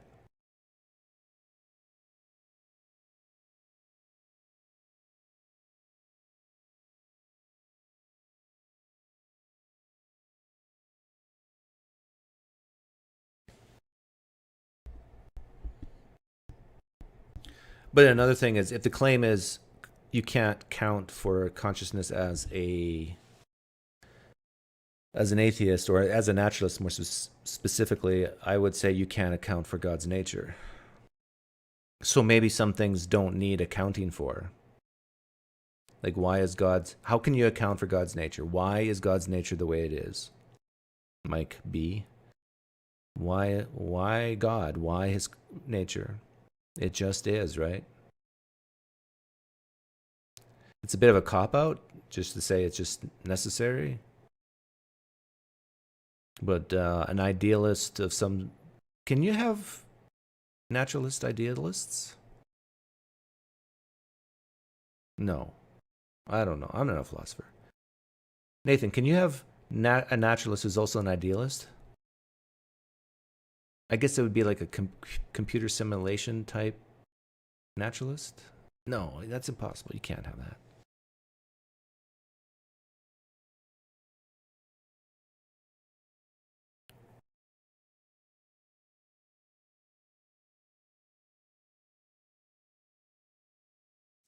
I think consciousness can be explained, but what is special is that we can imagine stuff. That part is amazing. Well, consciousness is definitely amazing.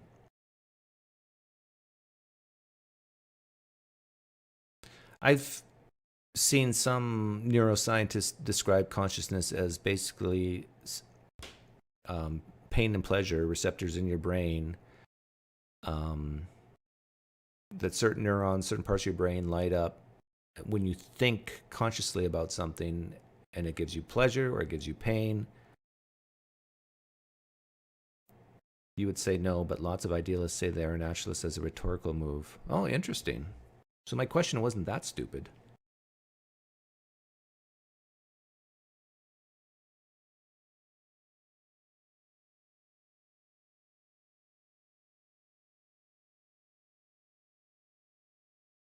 Basically, they spew their crazy theories and then say, I'm a naturalist. Ah.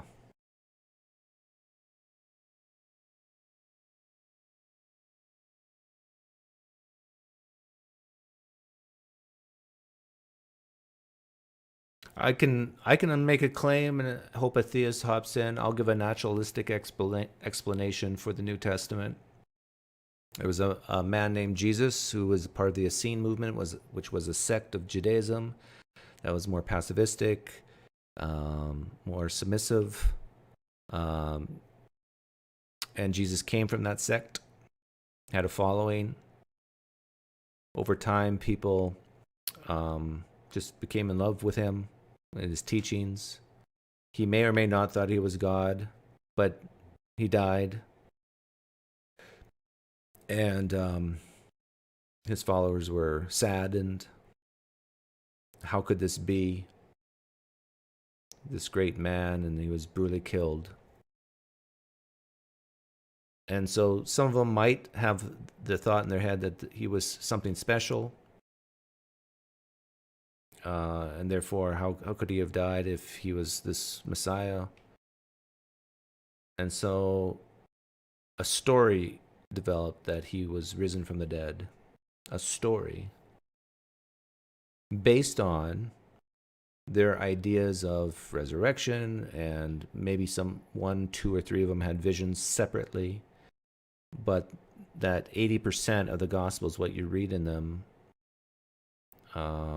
never happened. Never happened. Now, for a Christian to hear that, they would flip out. Because if what I said is true, the legs of Christianity have just been completely and utterly chopped off.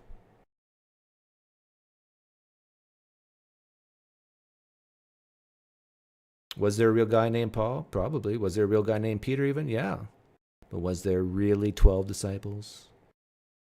Was there really these stories about the dividing of the fish and the loaves, or the multiplication? Did Jesus really say, did he really meet John the Baptist at the Jordan River? I say no to all those. That never, if we had a video camera, that never happened in history. Why would I say such a thing? Because I think that these authors of the Gospels used the Old Testament and even some Hellenistic ideas to create this story. And I would also claim that they didn't even view that as lying. They viewed this as a necessary thing to do for a greater good. Yeah, Natasha, you can call in, but we need a theist. But you can talk to me as while we wait. Maybe the theists will like you so much that they'll call in. But undesigned coincidences, yeah. Undesigned coincidences only work if it has to be a necessary condition that all four Gospels are completely independent. Completely. But if you take the traditional authorship as true, then you're admitting they're not completely independent. Paul was hanging around with Luke. Peter was hanging around with Mark. Matthew and John were hanging around each other because they were both disciples. Peter knew Paul, which means Luke probably knew Mark. I mean, it was incest, an incestuous relationship of authors. That doesn't sound independent to me. Natasha. Sorry, gotta cut that off. Okay. Yeah. How are you doing? Doug, I'm good. Thank you. I'm really good. Very good. Very good. Are you a former Christian? Yeah. Most recently a Catholic, former Catholic. Former Catholic. Yeah. Let me guess. But I used to be Protestant before that. Let me guess. You started watching the PineCreek channel. You started doubting your Catholicism, and then whammo, you left. No, I wish, but I found you after I started deconstructing. So. Okay. Yeah. And why did you leave? Why did I leave?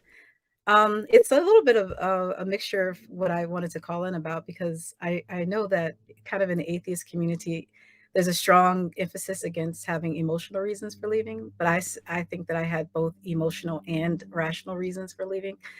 And I think that the emotions act as an indicator, kind of like you put your hand on the stove and you feel pain. And so you immediately put your hand off. But if you had to rationalize like the heat transfer between your hand and the, and the flame before you removed your hand, it would take you forever to do it. Oh. So yeah. That's a good analogy. So, yeah.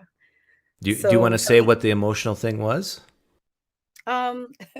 I guess I can sort of describe it, but it's essentially, I guess there was kind of a breach of trust in a faith-based friendship, and that the pain of that caused me to want to continue to, caused me to kind of like be okay with the questions I already had about Christianity, and to really accept a lot of them having to deal with existence itself. Because I really feel like Christianity breaks down when you start to really think about existence itself. Hey, love is my religion. Are you a theist? Yes, very much a theist. Oh, we've talked before, right? No, never. Oh, okay. Never mind.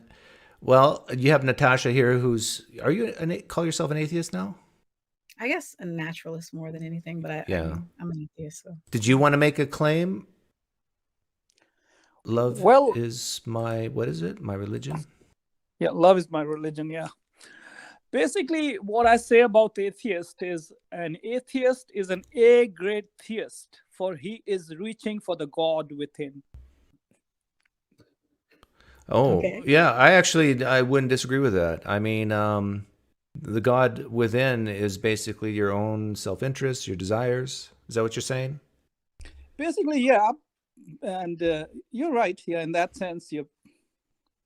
Because these desires, whatever is within, where did it come from? Basically, that's my concern. I mean, like if you talk of AI nowadays, artificial intelligence is the talk of the town nowadays.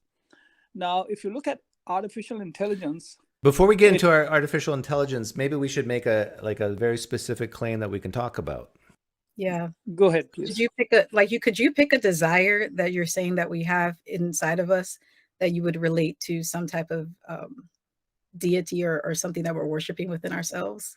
Because then we can try to walk it back to. Or you can just pick a whole new claim. Okay, the thing is, the soul cannot worship that which the mind cannot conceive. Now, when we talk of a God, no one has seen God. Ask a Christian, a Muslim, any other guy. No one has seen God.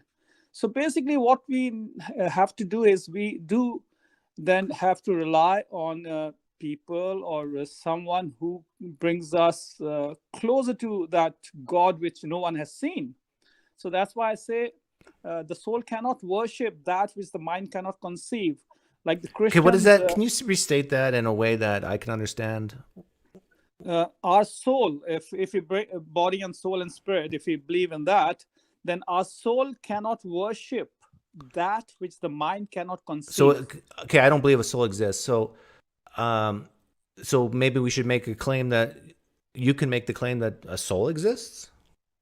Well, there is something within us that draws us towards a higher power. Okay, And so the claim is that a soul exists that draws us to a higher power. Mhm. Okay, let's talk about that. I disagree with that. Do you disagree with that, Natasha?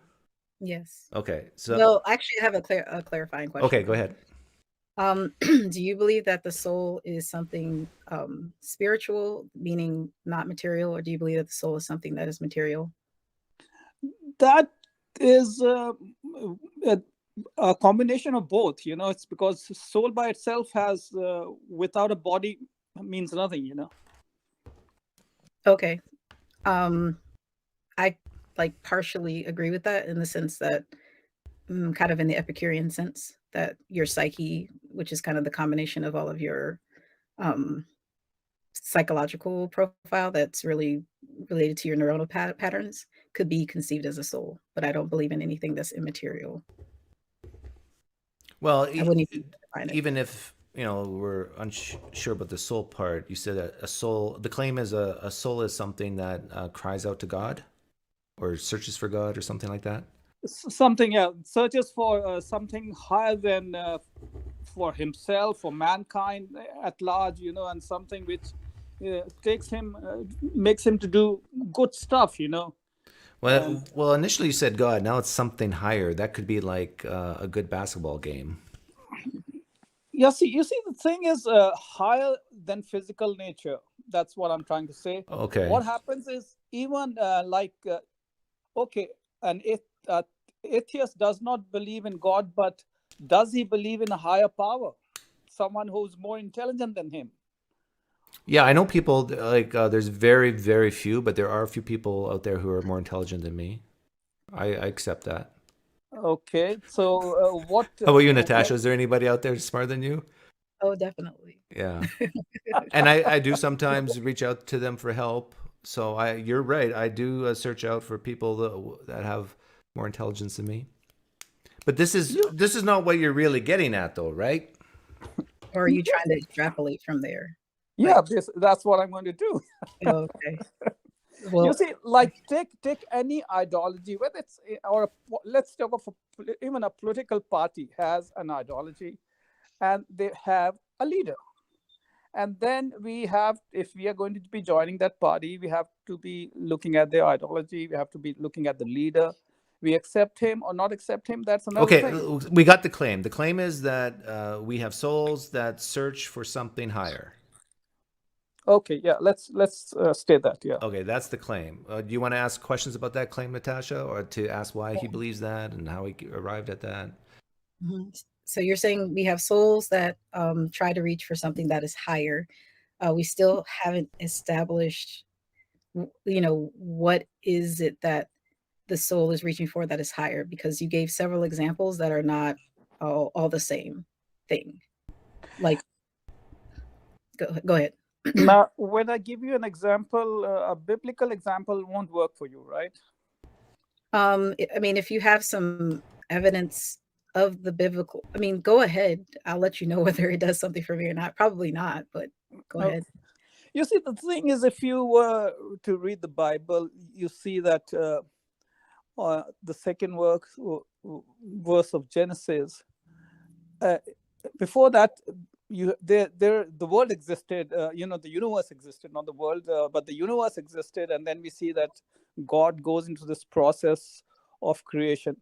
When does he go into this world of creation? When the Spirit of God is hovering over the waters. Now, prior to that, he doesn't start that existence process as we know it. On the sixth day, he makes man, and on the seventh day, he rests. Now, the hovering spirit, the hovering is an act. This sounds like preaching to me. And it's still not answering my question. Yeah, so what is the higher thing that the soul is after? That's what I'm coming to. You see, now the body, on the seventh day, he rests because that Spirit of God now has a body. Why don't you just give the answer? You don't have to explain why. Just give the what. So this body of ours. Is it God or is it not God? It is a higher power. that's Well, higher spirit. what is a higher power? Because You like call higher him power God. could be a nuclear weapon. I call him God. Let me call Okay. him God. Yeah. Okay, good. Let's- Okay, so Okay. wait a second. Okay. Can you explain the characteristics of this God? Like, how would I know what this God is and be able to distinguish it from other higher powers? Well, to start with, he's a God of compassion and mercy. Okay. Anything else? He wants the best for mankind. How do you know that? Because when he's a God of compassion and mercy. Okay, that was a circular argument. No, the thing is, higher power, when he says, okay, he wants the best for mankind, is if you look at it, he's given man the intelligence to go strive for something better. He is not limiting you in any way. Yes, he is. I can't fly. You can't fly. No, I can't. Without an airplane, I cannot fly. So My ancestor could, but Natasha can't. Right. I can't fly. Yeah. I can't what do you call it? Bilocate. I can't make everything that I think about become something in the real world. Like there's a lot of limitations that I have. So of course he's given you limitations. I'm not saying he's given you all the free will to fly. And we know, we physically know we can't fly, but he's given you the intelligence that you can make a product which you can fly now. Okay. I got a few questions, very simple ones. Why do you believe this God exists at all? I believe because the existence of God is where has this intelligence come from, man? Because it explains intelligence? Yeah. Okay. Yeah. My other question is, do gorillas have a soul that searches for something higher? I've not researched that, so I wouldn't be able to answer that. Yeah, because when I hear that, if you go on YouTube and type in silverback gorilla, you notice whatever the silverback gorilla is, the oldest, biggest, strongest gorilla, wherever the gorilla goes, the other gorillas follow, and they want to follow, and they submit, and if they don't see the silverback, they look around and search for the silverback. And I would propose to you that you, Natasha, and me are like those gorillas searching for our silverback. Yeah, you agree. I mean, the elephant has the same. They also have heard. And when I find my silverback, I'll feel complete. Okay, so basically, the silverback is in one sense God, because as I said, no one has seen God. Okay. But we can see a silverback, so I would think the gorillas have a better thing they're searching for than you. No, I'm not searching. Actually, I'm no more searching for God because I feel that He's within us. So is it just a feeling?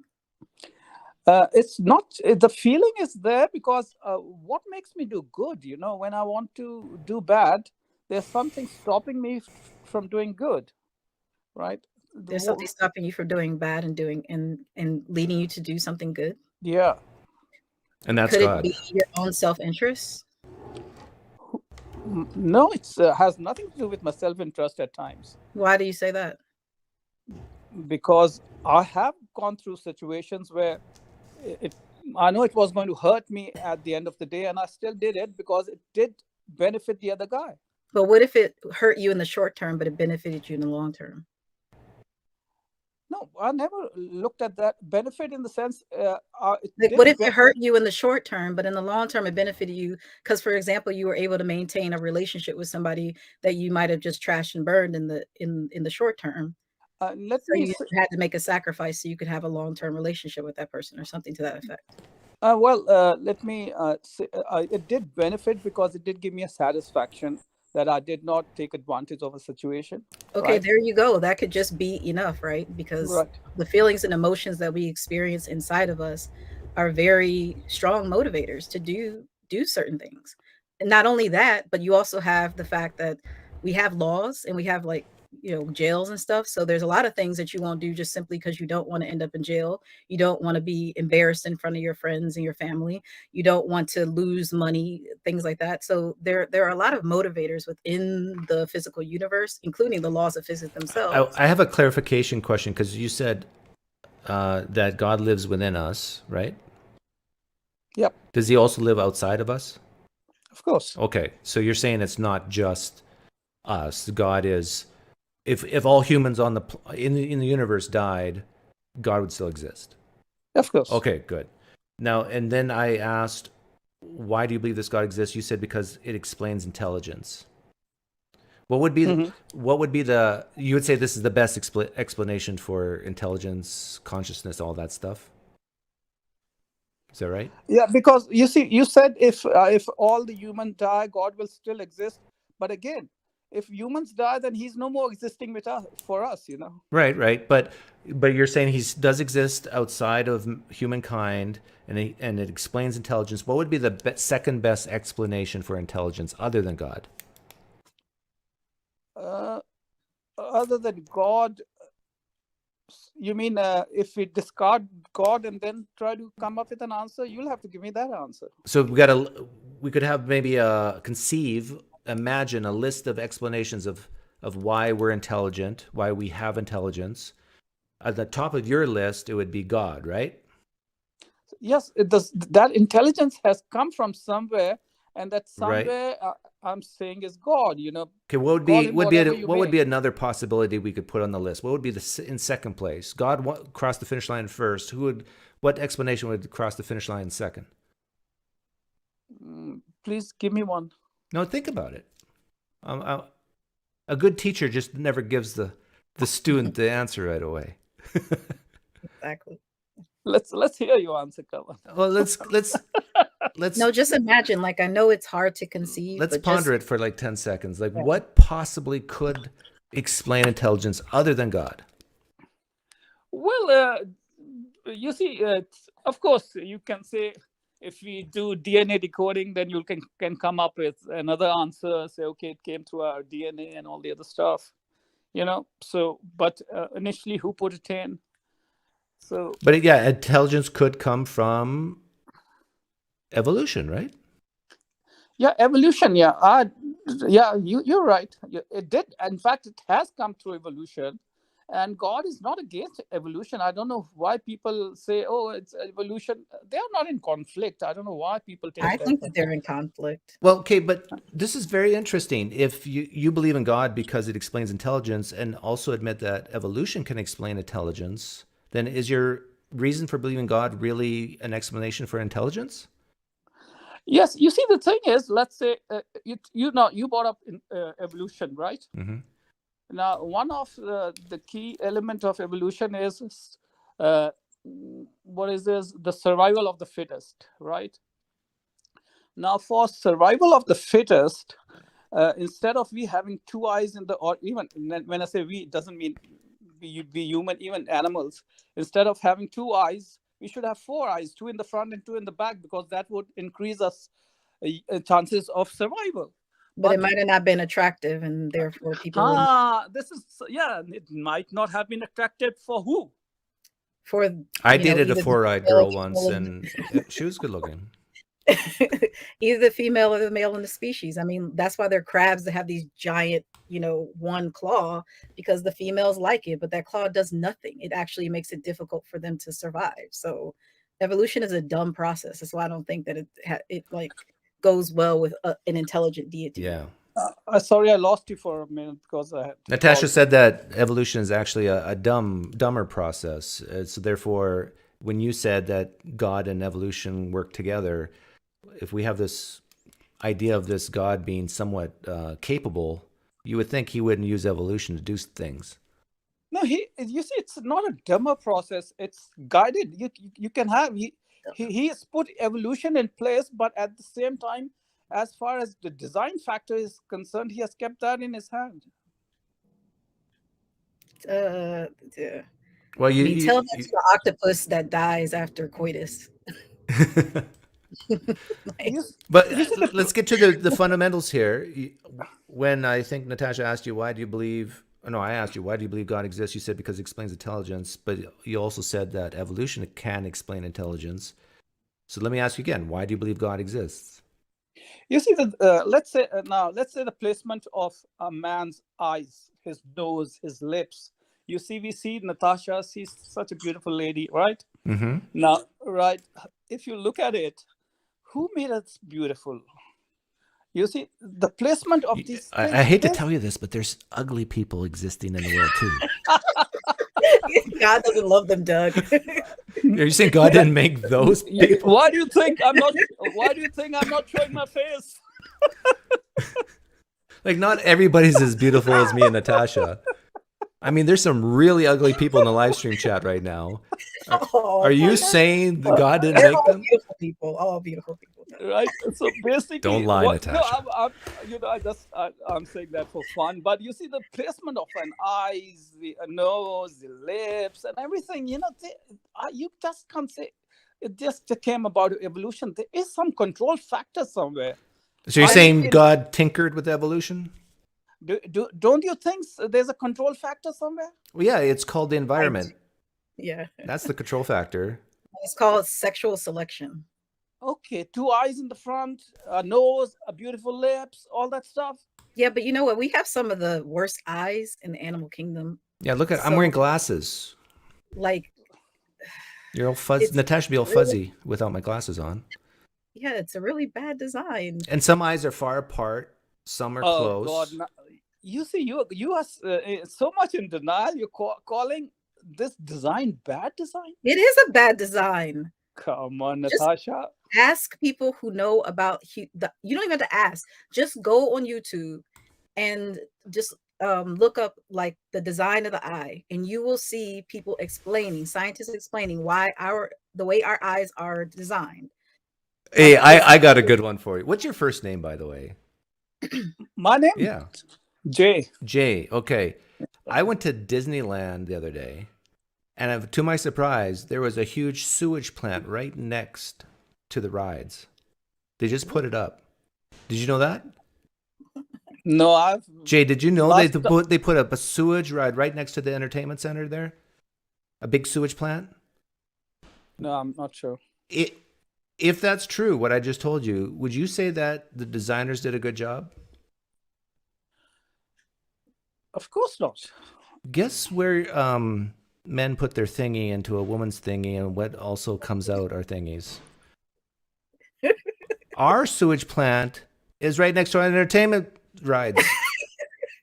And you just said that's a poor design. Now, how would I fearfully and wonderfully made? How would you have designed it? How would I have designed it? Yeah. Far apart. Yeah, I would have put our genitals on our head, and then our urinary system. Oh God! And then I would put the eyes where the nipples are. And as a woman, I don't know if I would have designed, babies coming out of where they come from, because this is fun.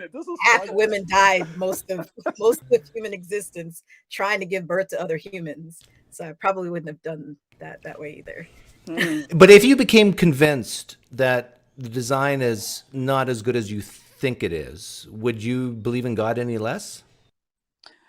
You see, as I said, to me, is believing in a God or not is something. Do I believe in? I'm not that hardcore type of guy.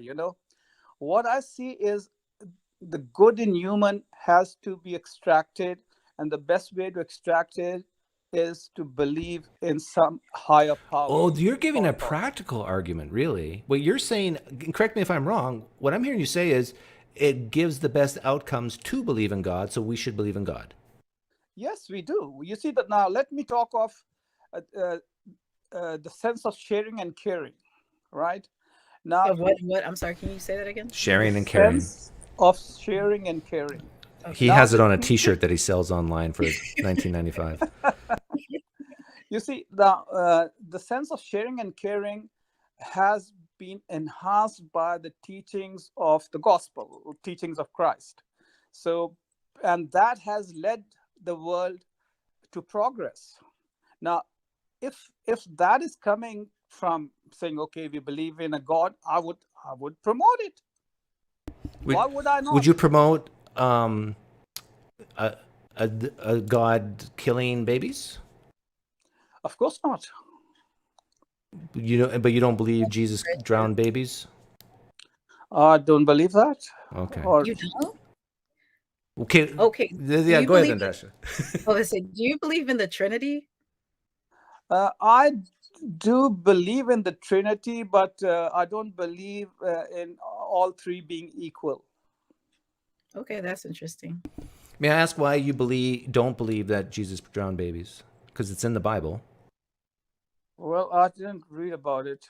Well, he said the that flood. he doesn't believe that they're equal, so maybe he just thinks Yahweh did it, and Jesus was like, "Please don't do it, Yahweh." And he's like, "I'm going to drown him." Do you believe God sent a flood to earth to execute his justice? Okay, I get it. You're telling me that Jesus is God. No, Jesus is not God. No. Okay, so you're not a Trinitarian.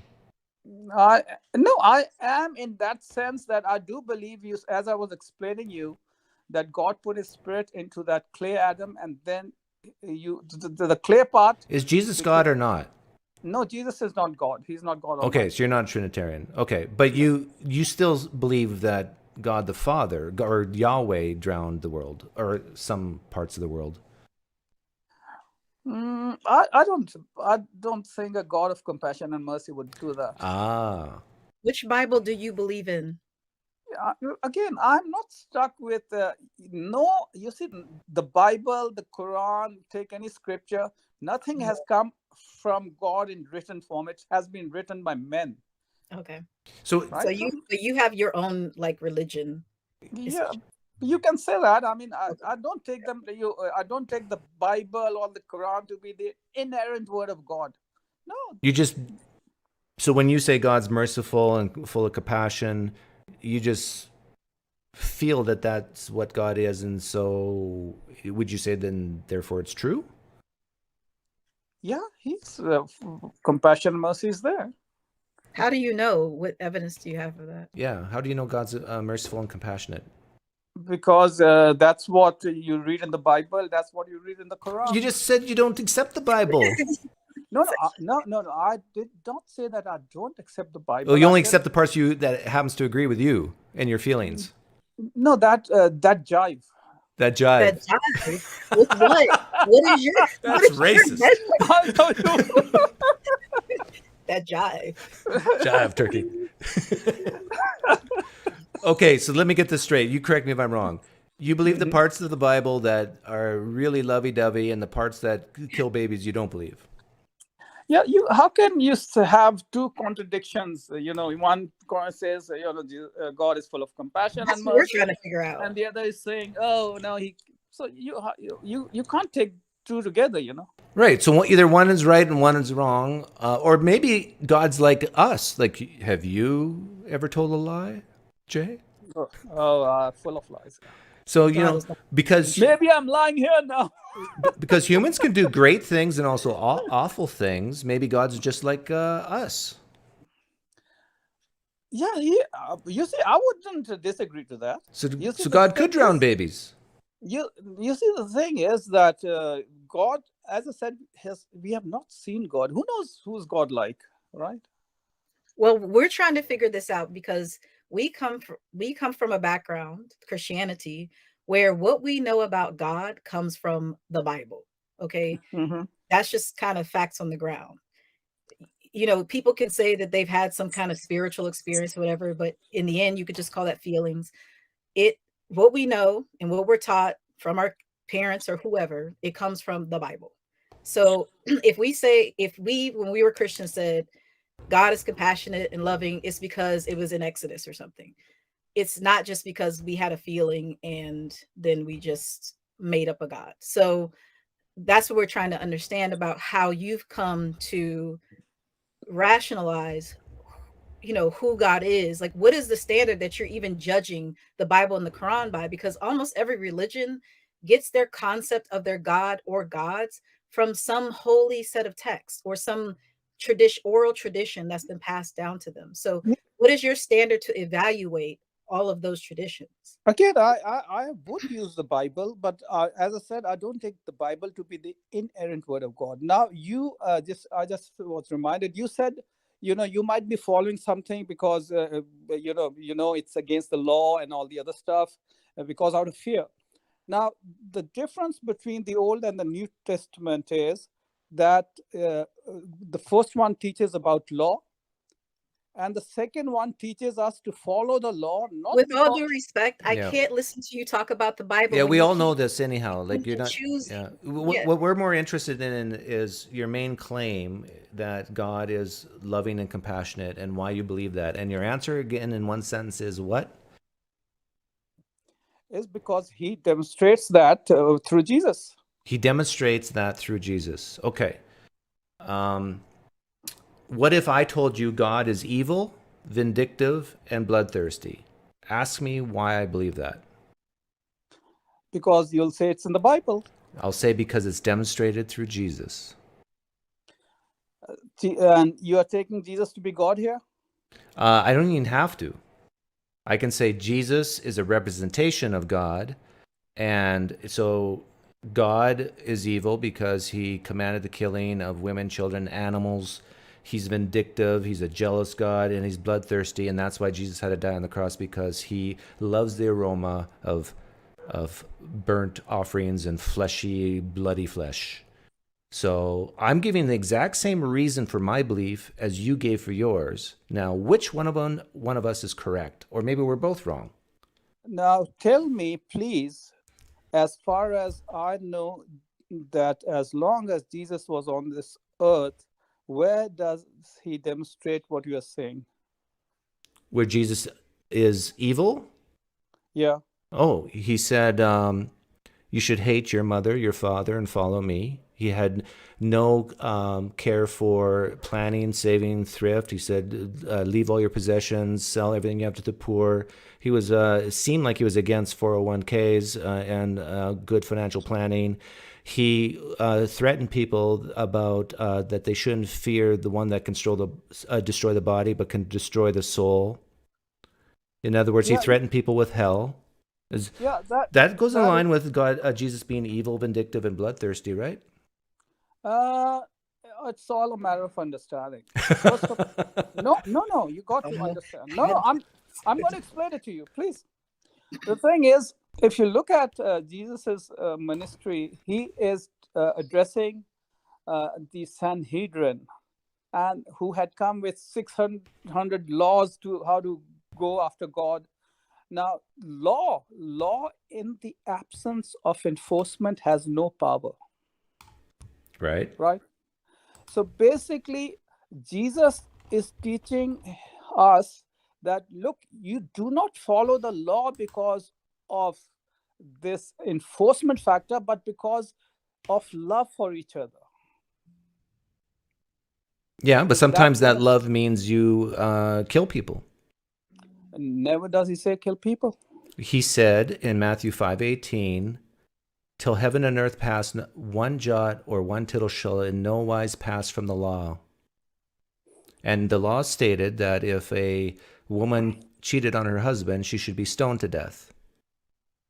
Jesus basically affirmed that when he said, not one jot or tittle shall be removed from the law. So what did you do with that woman who was being, stoned by the Pharisees? Oh, that was a later addition to soften for people like you who are touchy-feely. But it wasn't in the original transcripts. I'm not lying to you. That passage about the Samaritan woman was not in the original oldest, most reliable manuscripts. Sorry. It was a PR propaganda scheme. Thank you for the time. I got to leave. I've got some people. No, it's not really. I'm getting. I know. I know. It's just great timing. I will come back. I will be gone by then. But I got. No, not now. Maybe some other day. I'll join your stream. Yeah. Okay. But thank you for taking me, and thank you for discussing it. Okay. Nice to meet you. Thank you for the time. Okay. I could tell his wife just got into the room. How did you know? Am I right?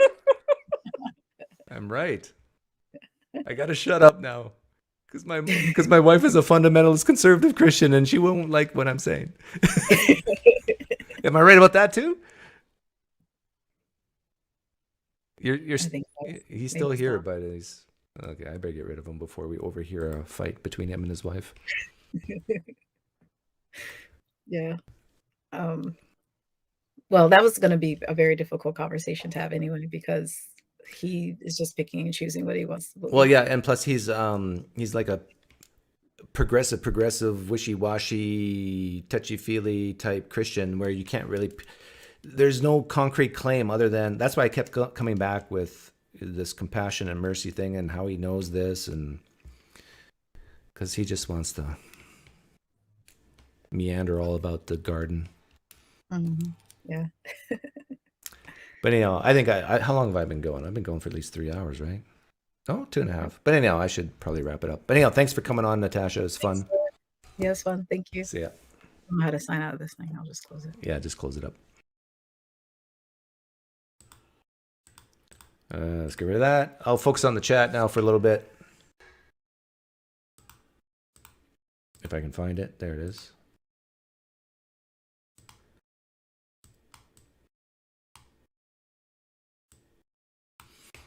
Yeah, it's always funny to me when semi-Christians come on here and talk about how lovey-dovey Jesus was with his compassion and mercy, and they seem to ignore all those other things that Jesus is reported to have saying and reported to have done.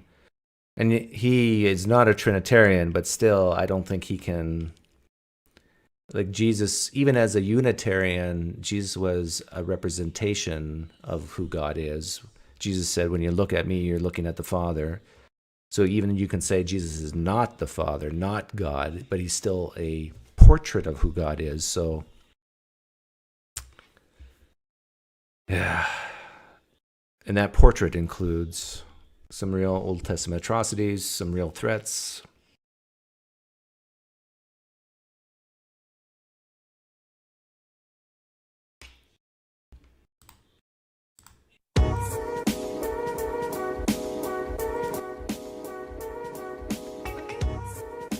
Well, I do a panel where theists debate fundamentalists.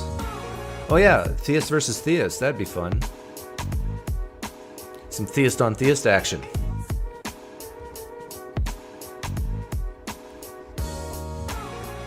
Maybe he was a Marcionite. Yeah, maybe. Well, the thing is, if you want Christians in the world, that's the type of Christian you want, right?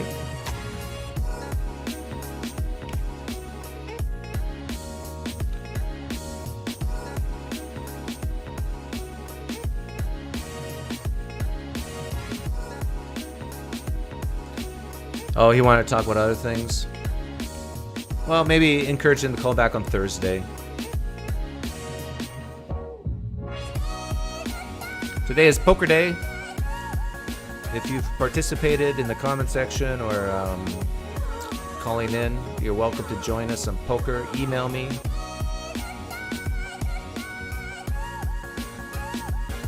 You can email me at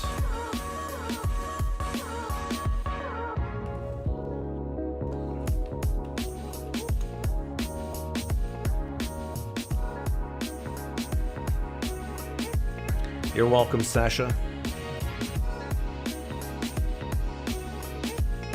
Oh, Gerard Dassin.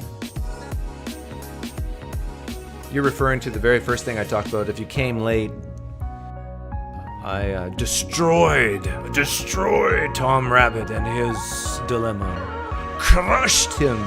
I'm talking like a theist right now.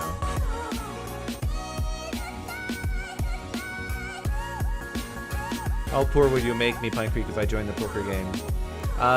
The tournaments are $20 usually. No rake, just a friendly home game. Cash game afterwards. You can buy in anywhere from $10 to $50. I'll go one more round here. And we play Texas No Limit Hold'em, Omaha. Exactly, Mike B. It's a category error. These guys don't understand it. It's like comparing an apple to a mountain. I mean, you can't do it. Mike B understands.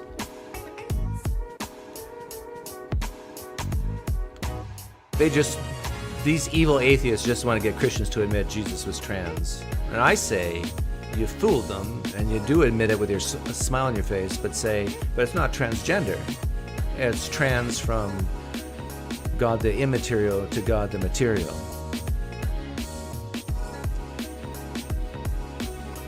And just say, you didn't get me. You haven't crushed me.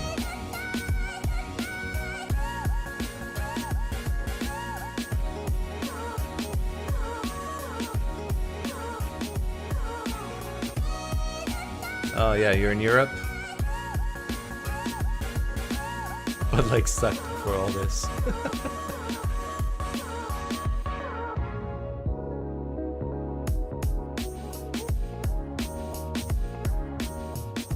Yeah, EU unfriendly. I had a guy from Israel play. And he got up in the middle of the night to play. Yeah, all you Christians out there, you should be like Mike B and say, I'm pro-trans. And then say, because I believe in the incarnation of Christ.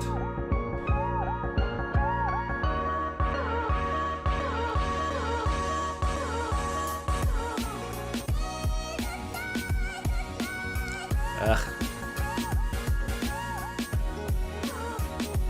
This sounds like taking an exam. An English exam. I was first in my class in high school English, and I hated it. And I told the teacher so on a daily basis. I was a troublemaker, but yet I showed her by still getting the top marks. Poof! Thanks to everyone who watched, listened, participated. Have a great rest of your Sunday.